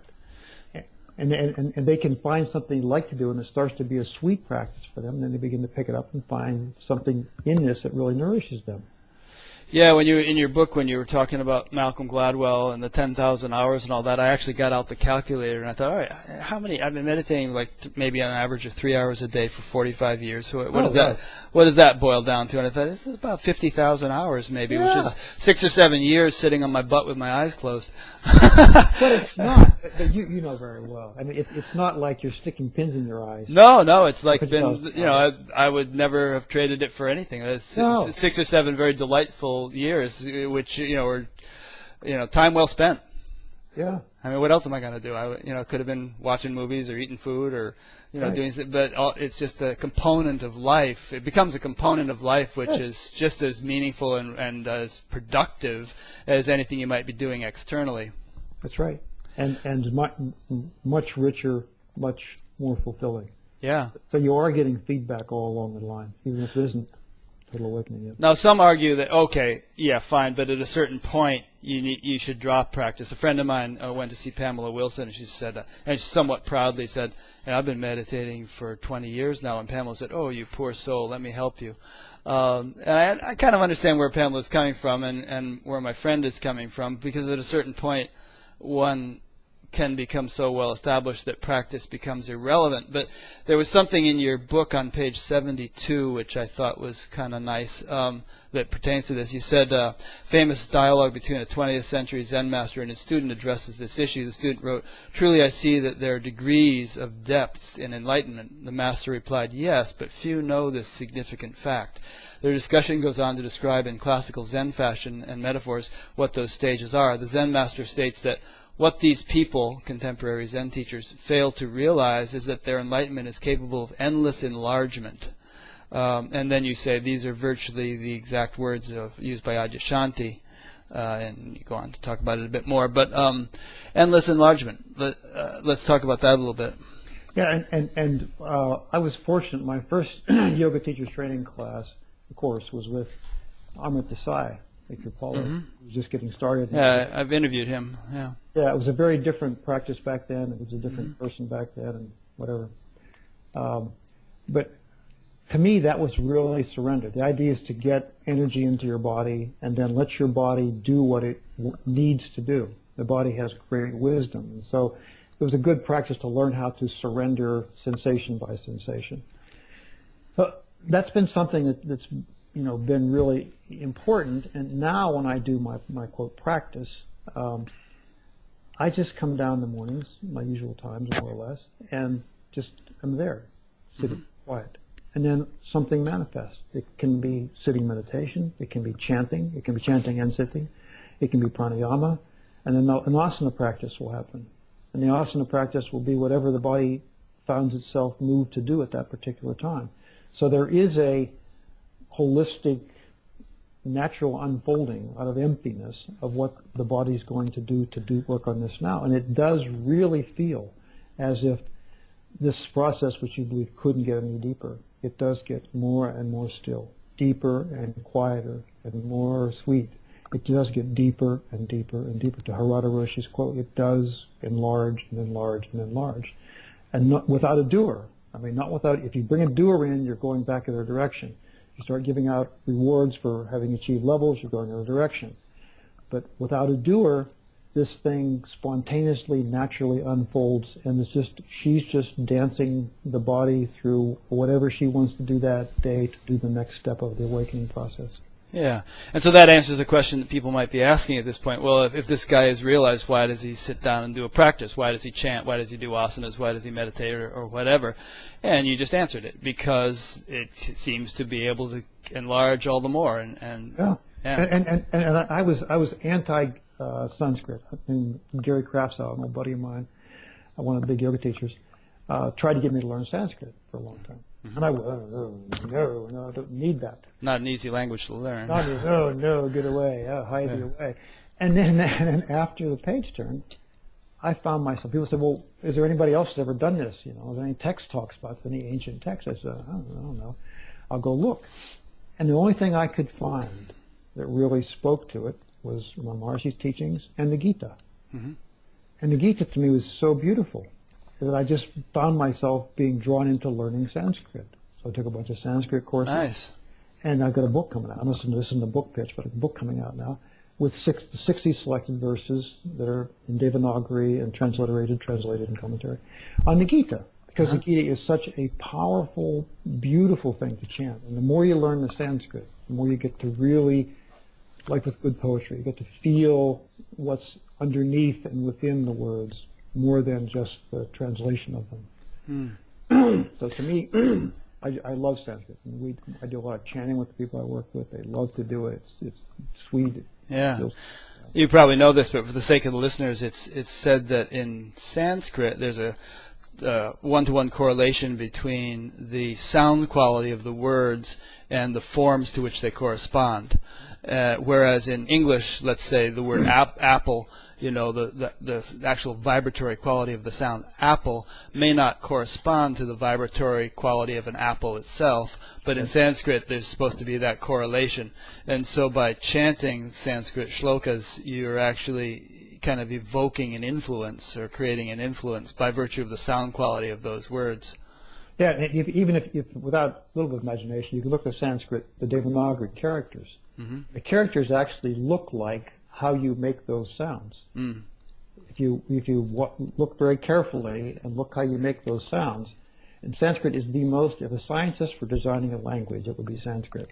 I mean, it's exactly, precisely, intelligently constructed around 5 different places you can make sounds, 6 or 8 different ways you can make a sound. I mean, everything flows just scientifically and logically to what they came up with. It's a beautifully tight language. Yeah. So just to wrap up a point we were just discussing a minute ago. So, in your own experience, you feel that there's an ongoing, what was the word we used? Enlargement or deepening or refinement or something or other. There's some kind of growth taking place, despite the fact that there was this threshold you crossed, and once having crossed, there was some kind of sameness to the fundamental nature of your experience. I'm putting your words in your mouth, Okay. but you can elaborate. So in other words, that which you essentially know yourself to be can't be enhanced any or made more shiny or something, but somehow the embodiment of it, the fullness with which it is being appreciated or expressed, knows no end to development. Is that true to say? That's correct, but even materialistically. I mean, we have 50 trillion synaptic interconnections, 50 trillion. Right. And those can all be nodes for passing information or storing memories. If only 10% of those have to do with this I, me, my thing, you've still got 5 trillion of these things to unwind. It's a good thing they don't unwrap all at once.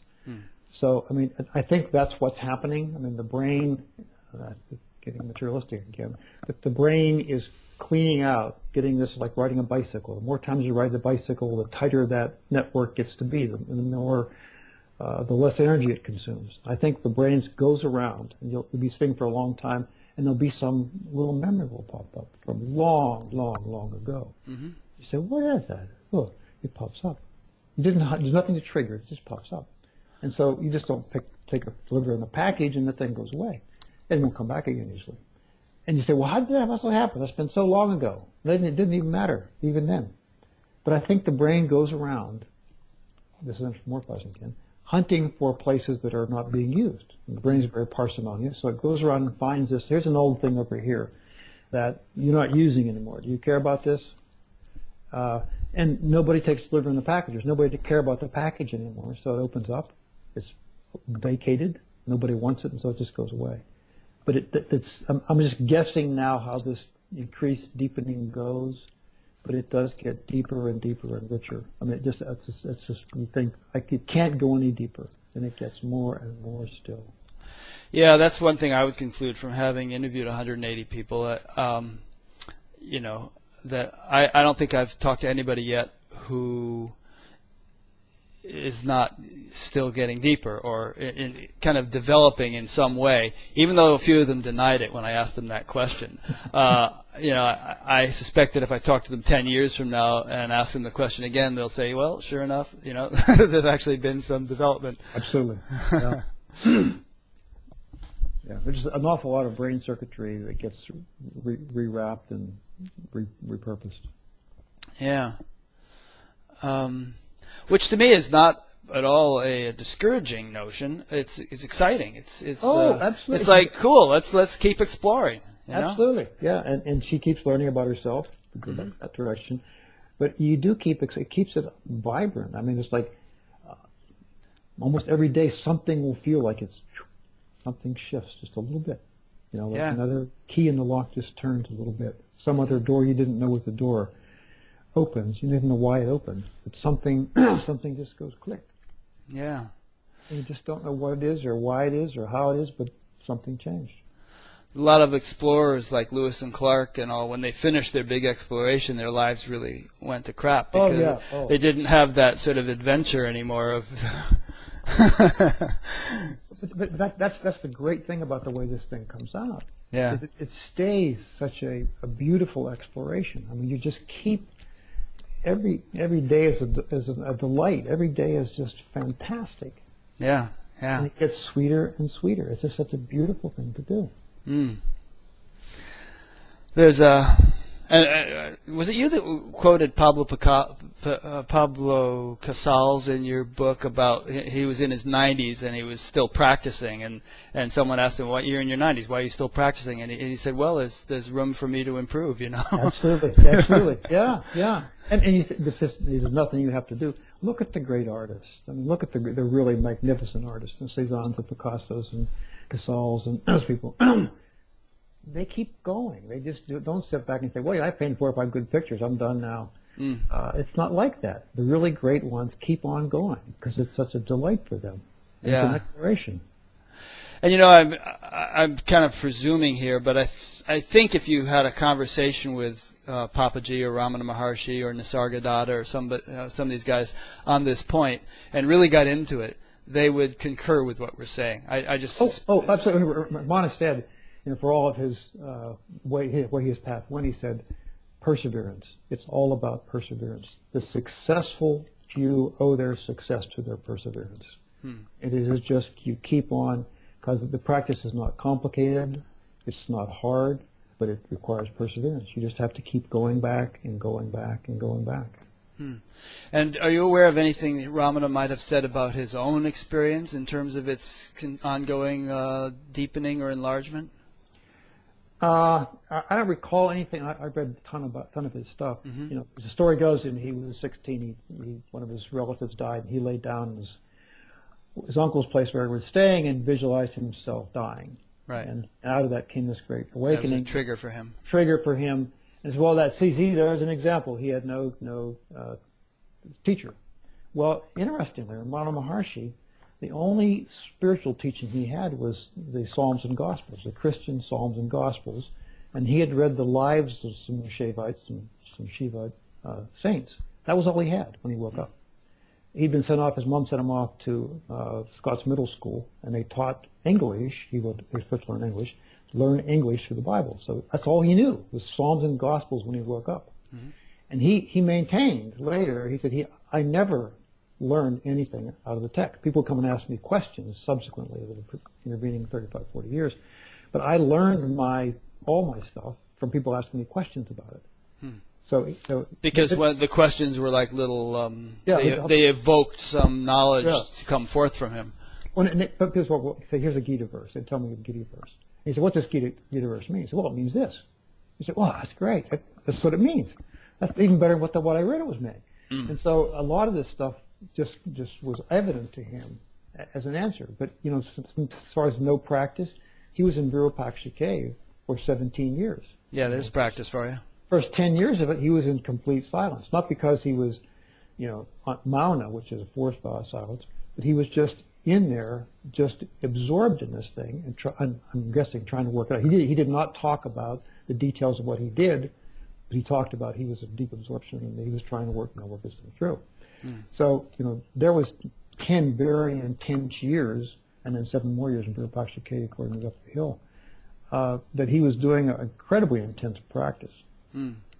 I wonder if even as an old man he would, you know, if he ever spoke about or would have spoken about, you know, ongoing enrichment of his experience, or if there's a point at which in someone like him it really does come to a terminus. I don't know. It's curious. I'm curious to know. I suspect not, but I was just curious if you knew any quotes about it. I don't recall any. Yeah. There's another thing in your book. It's a little bit out of context of what we've been talking about here, but I think it was in the latter part where you had some Sanskrit verses and commentaries and translations on them. But you spoke about not undertaking an action with a goal, and correct me if I'm wrong, but I kind of took exception to that, because there's that verse in the Gita which says you have control over action alone, never over its fruits. And I thought of an example, like let's say I want to go on a trip, and so that's my goal, and I sit down and I research plane tickets, and I book a flight and so on. So those are all actions with a goal. But then let's say the day of the trip I come down with a really bad flu and I can't go. So I lose the money because it's a non-refundable ticket, and so on and so forth. So I had no control over the fruits of the action or the consequences which resulted in my cancellation. But I definitely, was motivated by a goal in setting up the flight in the first place. So it seems like we do have goals, and we don't just do things sort of without any reason whatsoever, but it's the fruits we have no control over. Well, and that's karma yoga. I mean, that's the whole chunk of the Gita on karma yoga is exactly that. I mean, you show up, you chop wood, you carry water, but you're not attached to the fact that you are doing the chopping or you are carrying the water, nor do you get upset because the pile is only this big or not that big. You just keep chopping wood and carrying water. Yeah, nor do you know how things are going to turn out. I mean, absolutely. All the things we do, we do them for a purpose. It's not like there's no purpose in what we attempt to do, but we really have no control over the outcome. People ask me, should you make lists? I say, sure. If you want to make lists, make lists. Just recognize that, because what it will do is it will take that out of the brain's concern. I mean, the brain gets excited about, we have these 6 things to do. We have to go to Denver or something. And so you make the plans to go to Denver. Like as you say, you make the plans to go to Denver, but they may not work out. And you go down this path to go to Denver, but you may find out that in fact, it's not going to work out. Okay. And you just let go then. You just let go. So that was more the Karma Yoga part of it. I mean, there's some great Gita verses towards the end, 18, 58, 59, 60, 61, 62, where you're not in control. You're right. Totally not in control. They're beautiful verses, and I've got a video of them on YouTube.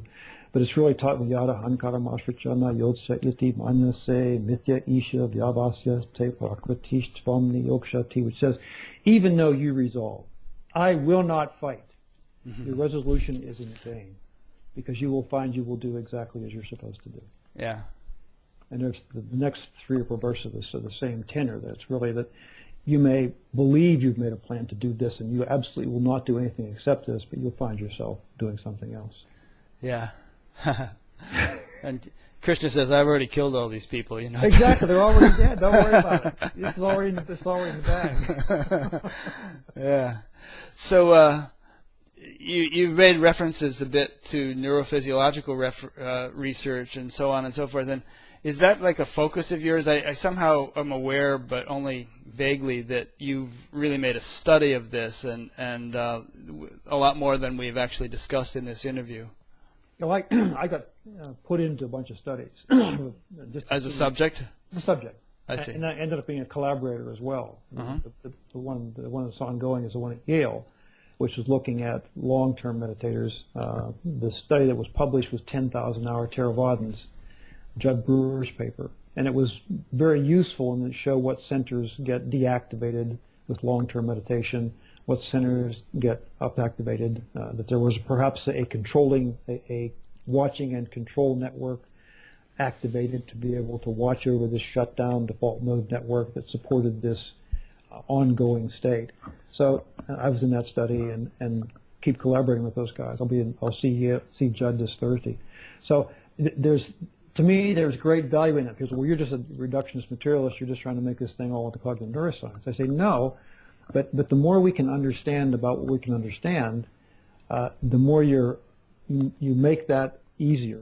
I mean, if the brain is just a transceiver, and we understand how it operates, we can make practices that more easily get into other modes. We can understand what are useful practices, not useful practices, what might work, what might not work.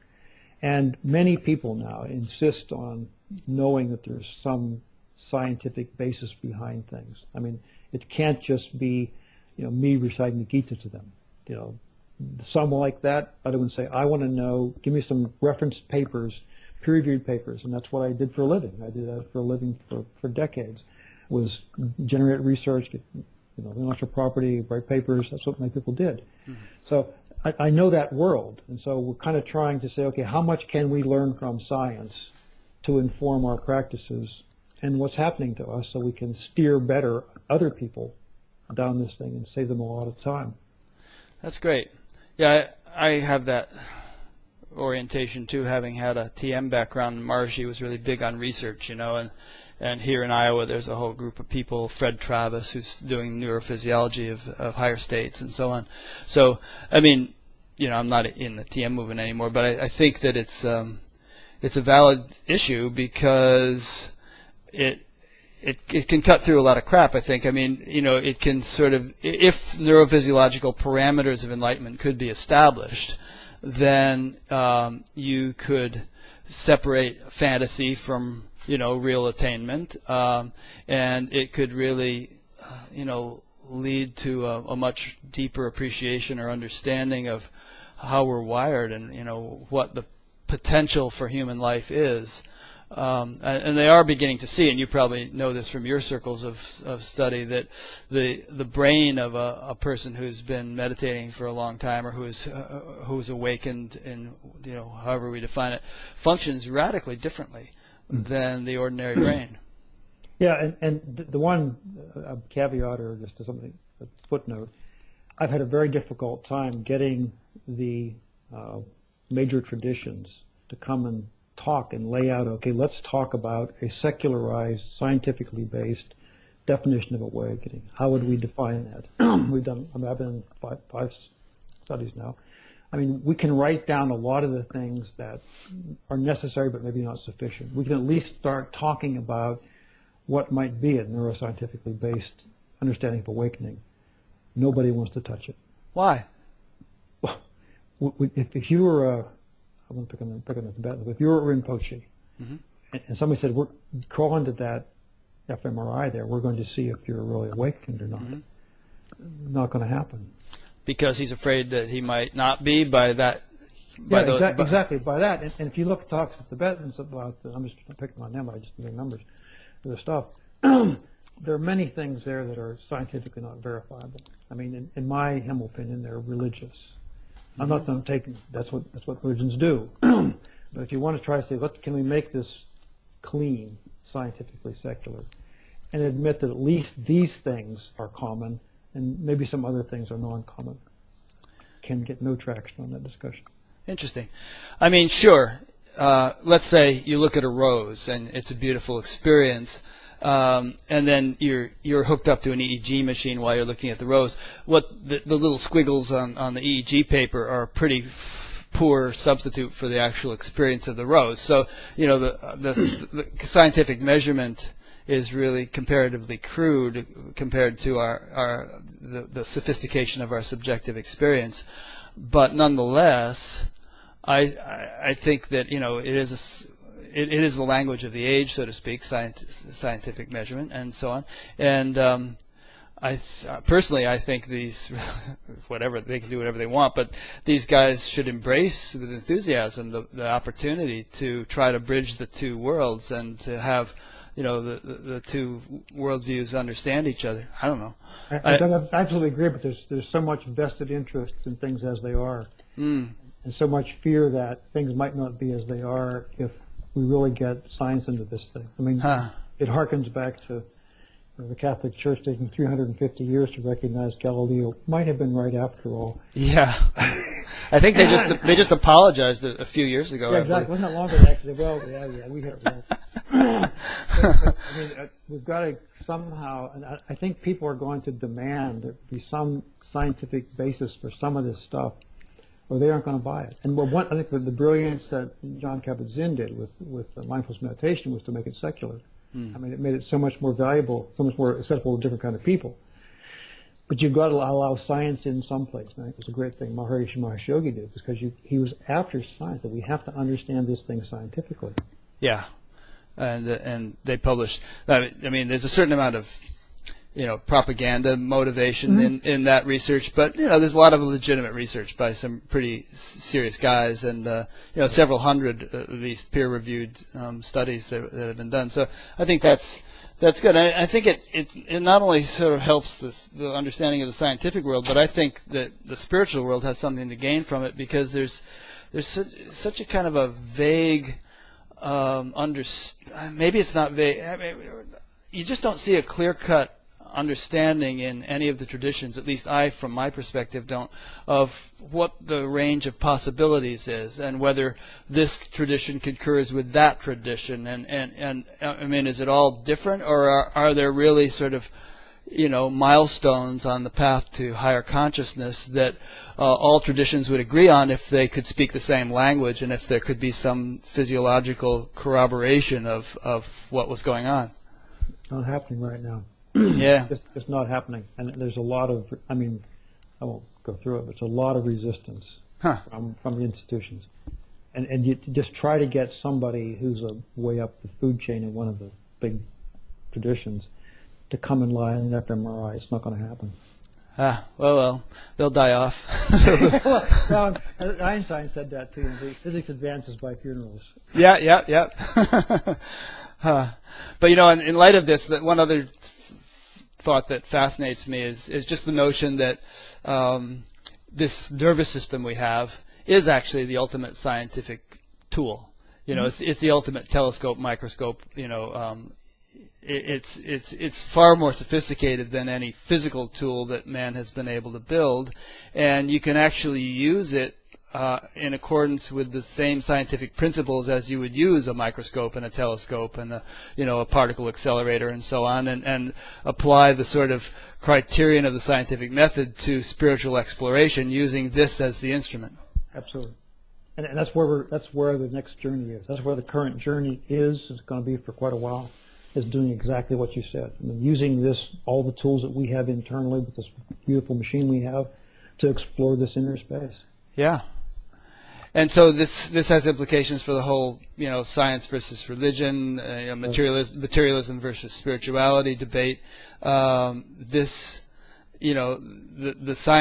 materialist's insistence upon scientific procedure can be satisfied, and using the instrument of, you can take a hardcore atheist, let's say, and give him certain practices if he's willing to participate, and have him practice them for X amount of time, and let's see what he discovers. Let's see if his atheism changes by virtue of discovery of a spiritual dimension. Exactly. If you go on this path, if you get him to do this for very long, he would get to an OMG experience. He would get to what is this? I don't know what this is. This is not my normal experience. And it's this great vastness. He comes upon that, and it's like, I don't know what this is, but it's not what I thought I was. Yeah. And out of that comes a whole different, from the roots, understanding of what spirituality is about. And of course that's happened with psychedelics. There have been people who have been atheist materialist types that have dropped acid or something, and a whole new world has opened up for them. Might be a little bit harder to get them to sit down and do a regular meditation practice, but the principle is the same nonetheless. Well, and Hopkins right now is doing, just starting a study on psilocybin, magic mushrooms, plus or minus meditation, beginning and advanced meditators. Mm-hmm. And that's the kind of stuff that we'll begin to tease out. Okay, just what, is there something useful here within psychedelics that can make this path easier and faster? Anecdotally, it appears as if people have done psychedelics, I'm a complete virgin again, as if it does make the path easier. We don't know why that might be the case, and I know there's some people strongly opposed to even talking about that, but it does appear to be that may make the trip faster. And some people, as I say, who would never touch this stuff, have a psychedelic experience and recognize that their brain, that this reality is not really real the way they thought it was. And it really is a brain-constructed system, and it's subject to modification and re-understanding. Oh, yeah. I dropped acid when I was 17, and that was the big wake-up for me. It was like, I was still a totally confused, messed up kid, but I was just hit so clearly with the realization that it all depends on your perspective, and the world is not everyone sees the same world, and the whole game is to alter your ability to perceive the world. Not to just rearrange external circumstances, but to change your consciousness, change your perspective, and I could never forget that. Yeah, absolutely. And so that's the common report from the people I run across who don't psychedelics. There's a lot of them. Yeah, is exactly that. I thought the world was real, but I see now it's just a perceptual illusion. It's just the way my brain arranged these things to represent them to me, but it's not real. It's not real in that sense. Yeah, and on the other hand, I would say that, at least my opinion is that once you've gotten that message, it may be time to drop the psychedelics, because they're not a long-term solution to really altering your perspective. Yeah, and I'm open to being contradicted, but I've not met anybody who's gone all the way on psychedelics. Right. And I've met many people, one fellow in particular, I won't mention his name, but I was with him down in Yucatan in 12 at a thing, and he's done literally thousands of acid trips. And he's done them with high levels, 300, 400, big numbers and he's still stuck. He's still stuck. And how did he strike you as being what kind of did he seem to have a few neurons fried there, or? He's not so much fried. He's very lucid. He's kind of a rock star in the who can take the most psychedelics world. He's written a book. He gets interviewed a lot. And I said, look, you're caught in a loop here. You've developed this fantastically powerful ego who is identified now as being psychedelic king. And this thing of you trying to die over and over again, you've died now thousands of times, but you're not dying at all. You just haven't let go of your egoic identity. Mm-hmm. Until you let go of your egoic identity, you're going to keep doing loops for another 1,000 hits of acid. Mm. And he just is stuck there. It's too bad. Was he open to that message? Well, no. Yeah. Another thing I throw in here is that, I have a young friend who grew up as a meditator basically since early childhood, and was having marvelous experiences, and then in her, I guess, early 20s, maybe late teens, took ayahuasca, and it really put her over the edge. She's been in and out of mental hospitals ever since. So I would be very, very cautious, and I would advise caution to anyone considering experimenting with this stuff. The brain is a very delicate instrument, and it's sort of a crapshoot, taking this stuff. Absolutely, and ayahuasca is very much in vogue right now.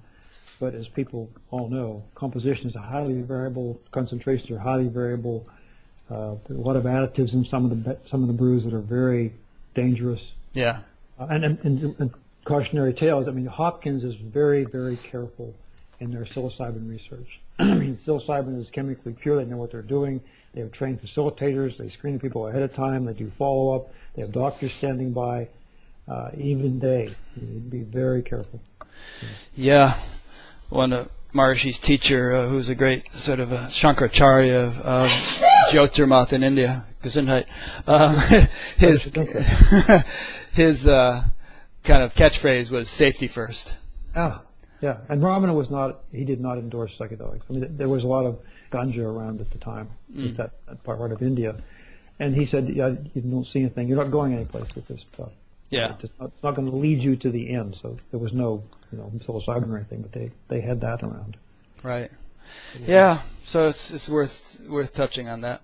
One final point I have in my notes, and you mentioned cities in your book and how you spontaneously began to develop some cities at a certain point, and I believe you were mainly referring to just kind of a sort of remarkable fulfillment of desires. You would have a desire for something and it would fulfill. Is that the sort of thing you were talking about, or did you discover you had the strength of an elephant or something? No, I didn't have elephant strength. But it was amazing how you could get what you wanted. Yeah. You really could get anything you wanted. And the good news, bad news was that once you got anything you wanted, you found that it wasn't such a great a thing after all and didn't want it anymore, which was a real teaching in the end. And you also saw myself getting trapped into, ooh, I can do this. It's very hard to have the cities exercise them and not get trapped into an egoic ownership of them. Was it happening spontaneously that you were getting what you wanted, or were you doing something to make it happen? I can do something to make it happen. Okay. And now, even now, do you find that you tend to get what you want? But there's no need to get anything. It's spontaneous now, right? Yeah, I mean, I've let go of the whole city. I just let go of that. But it wasn't moving things forward. But as far as get what I want, I mean, I don't want them.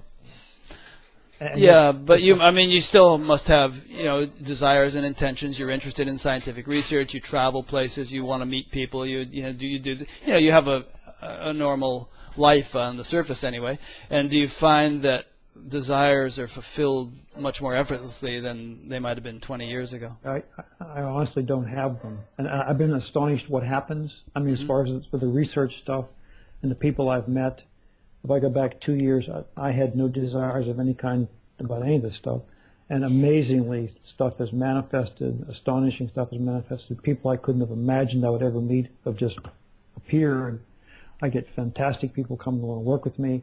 I don't know where they are. I don't know how they get here. They just show up. They come and stay, go. It's just all ananyas chintayan tamam. It just comes in from who knows where. But stuff way beyond anything I could have desired or even imagined that I could desire. It's just beyond my imagination.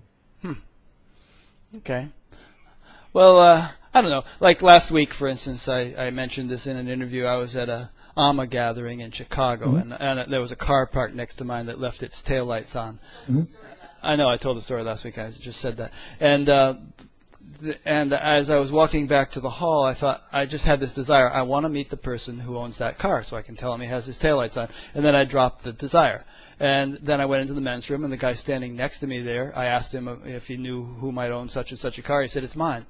And so, I would consider that a fulfillment of desire. I actually had the desire to meet the guy, and it happened spontaneously. It didn't go to my head or anything. I don't think I'm a really special person because that happened, but it's just as sort of an example of what I would call sort of supportive nature or innocent kind of fulfillment of desire. But that's not the way you're wired? Well, I see those all the time.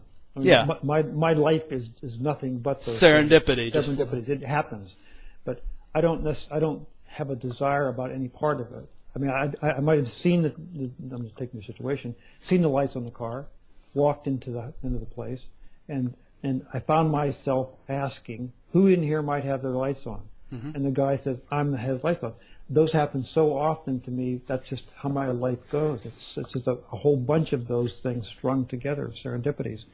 But they just happen. I mean, she's just dancing those into being. It's just, I mean, to me, they're a great confirmation of the validity of the path, that there's something here, because you see these incredibly improbable events occurring. And they happen with such regularity that you say, my gosh, who can believe this is accidental? Mm-hmm. Or it's just a random bunch of events like that situation. Just imagine how much work has to go in to get everything lined up, to have all that guy in the bathroom at the right time you walked in there, have you see it and walk in. I mean, it's just so unlikely, it's impossible to even conceive it. But yet those happen all the time. Yeah, so that's kind of the nature of your life these days. That's what my life is. And like these people I meet, I won't bore you with all the things that happened to me in the last 2 years, but it's just beyond my imagination. I'm just a kid from the soft, cool country of western Pennsylvania, and I'm meeting people I just didn't know they existed. Kind of people. So, yeah. I mean, you just surrender, let go, and it happens. Yeah. There's a saying in the Vedas someplace: Brahman is the charioteer. Mm-hmm. Yeah. So it's like that larger intelligence which is governing the universe. Is governing, your life insofar as it's yours, because you have gotten out of the way. Just get out of the way, and it's all you have to do. People are so afraid of, what if I'm not here? Get out of the way, really. It is so much easier. She's so much better at doing this than I was, and so I have no problem letting her do it. I mean, she just is astonishing. Day by day, week by week, the stuff that comes up that's just beyond imagination, and it's all her doing, not me. Yeah. And perhaps we can conclude by just dwelling on the point that, just the desire to surrender and let her take over doesn't just mean it's going to happen just like that. That surrender may have to happen by degrees, in stages, through a, methodical process. God helps those who help themselves. But there is this is Ramana now, asking about desire, your desire for awakening, for understanding. Yes. He said, you must be like a man being held underwater with your head held down, right, and your desire to get up. The Zen Center I was co-leader on for a while, a regional Zen Center, we had a painting, it had this fellow standing there with his hair on fire, painted. And it's that sense of, yes, absolutely, and it's all grace happening to you. But if you come with the desire, if you come to the thing with great desire, then you will be successful. It may take a while, not by the path you want or as fast as you want, but if you really, really want it, it'll happen. Yeah. And that to which you give your attention grows stronger in your life. Yeah, so exactly. we can actually, a person might say, that sounds great, but my desire seems pretty lukewarm. But, if you kind of keep that as a priority, it intensifies. That's right. Exactly. Yeah. Which, again, is sort of contradicts the notion of just give up the search, which implies a kind of a jellyfish, like, all right, whatever, because... Not like that. Yeah. Not like that. Not like that at all. Mm. Okay, good. This has been really fun, as I knew it would be. So let me just...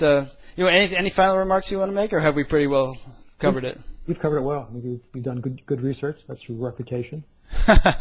Good background. That's good question. Thanks. Alrighty, so let me just make a few wrap-up points in general. This has been one in an ongoing series of interviews. I've been speaking with Gary Weber, and I'll, as usual, be linking to his website and whatever his books, whatever else he wants me to link to, from his page on batgap.com, BATGAP, which is an acronym for Buddha at the Gas Pump. And if you go there, in addition to Gary's page, you'll find 180 other interviews at this point, and more as time goes on. There are two ways of checking them out. There's an alphabetical index in the right-hand column, and then there's a menu item called Other Stuff, and if you look under there, there's a chronological index of all the interviews. Each interview has its own discussion area, which is in a forum that we created recently. So there will be a link to Gary's page in the forum from his main page. There is also an audio podcast of this, and probably even more people listen to the audio than watch the video. A lot of people listen while they commute and stuff. So there'll be a link on Gary's page and on every page to the iTunes podcast. There is a donate button, which I really appreciate people clicking. It keeps things rolling with this whole thing. And there's also an email sign-up thing. So if you'd like to be notified each time a new interview is posted, you'll see a tab there, which you can do that through. So that's about it. So thanks for listening or watching. Thanks again, Gary. There's been some funny video artifacts during this interview where you look perfectly normal and then it looks like your hair is on fire. So, so very appropriate. And also I have this weird eye thing going on. I don't know what it is. So no cause for concern. It's just some sort of allergy or something that I'm suffering from just today. So don't worry about that. It'll be gone next week. So thanks for listening or watching, everybody, and we'll see you next week. Thank you.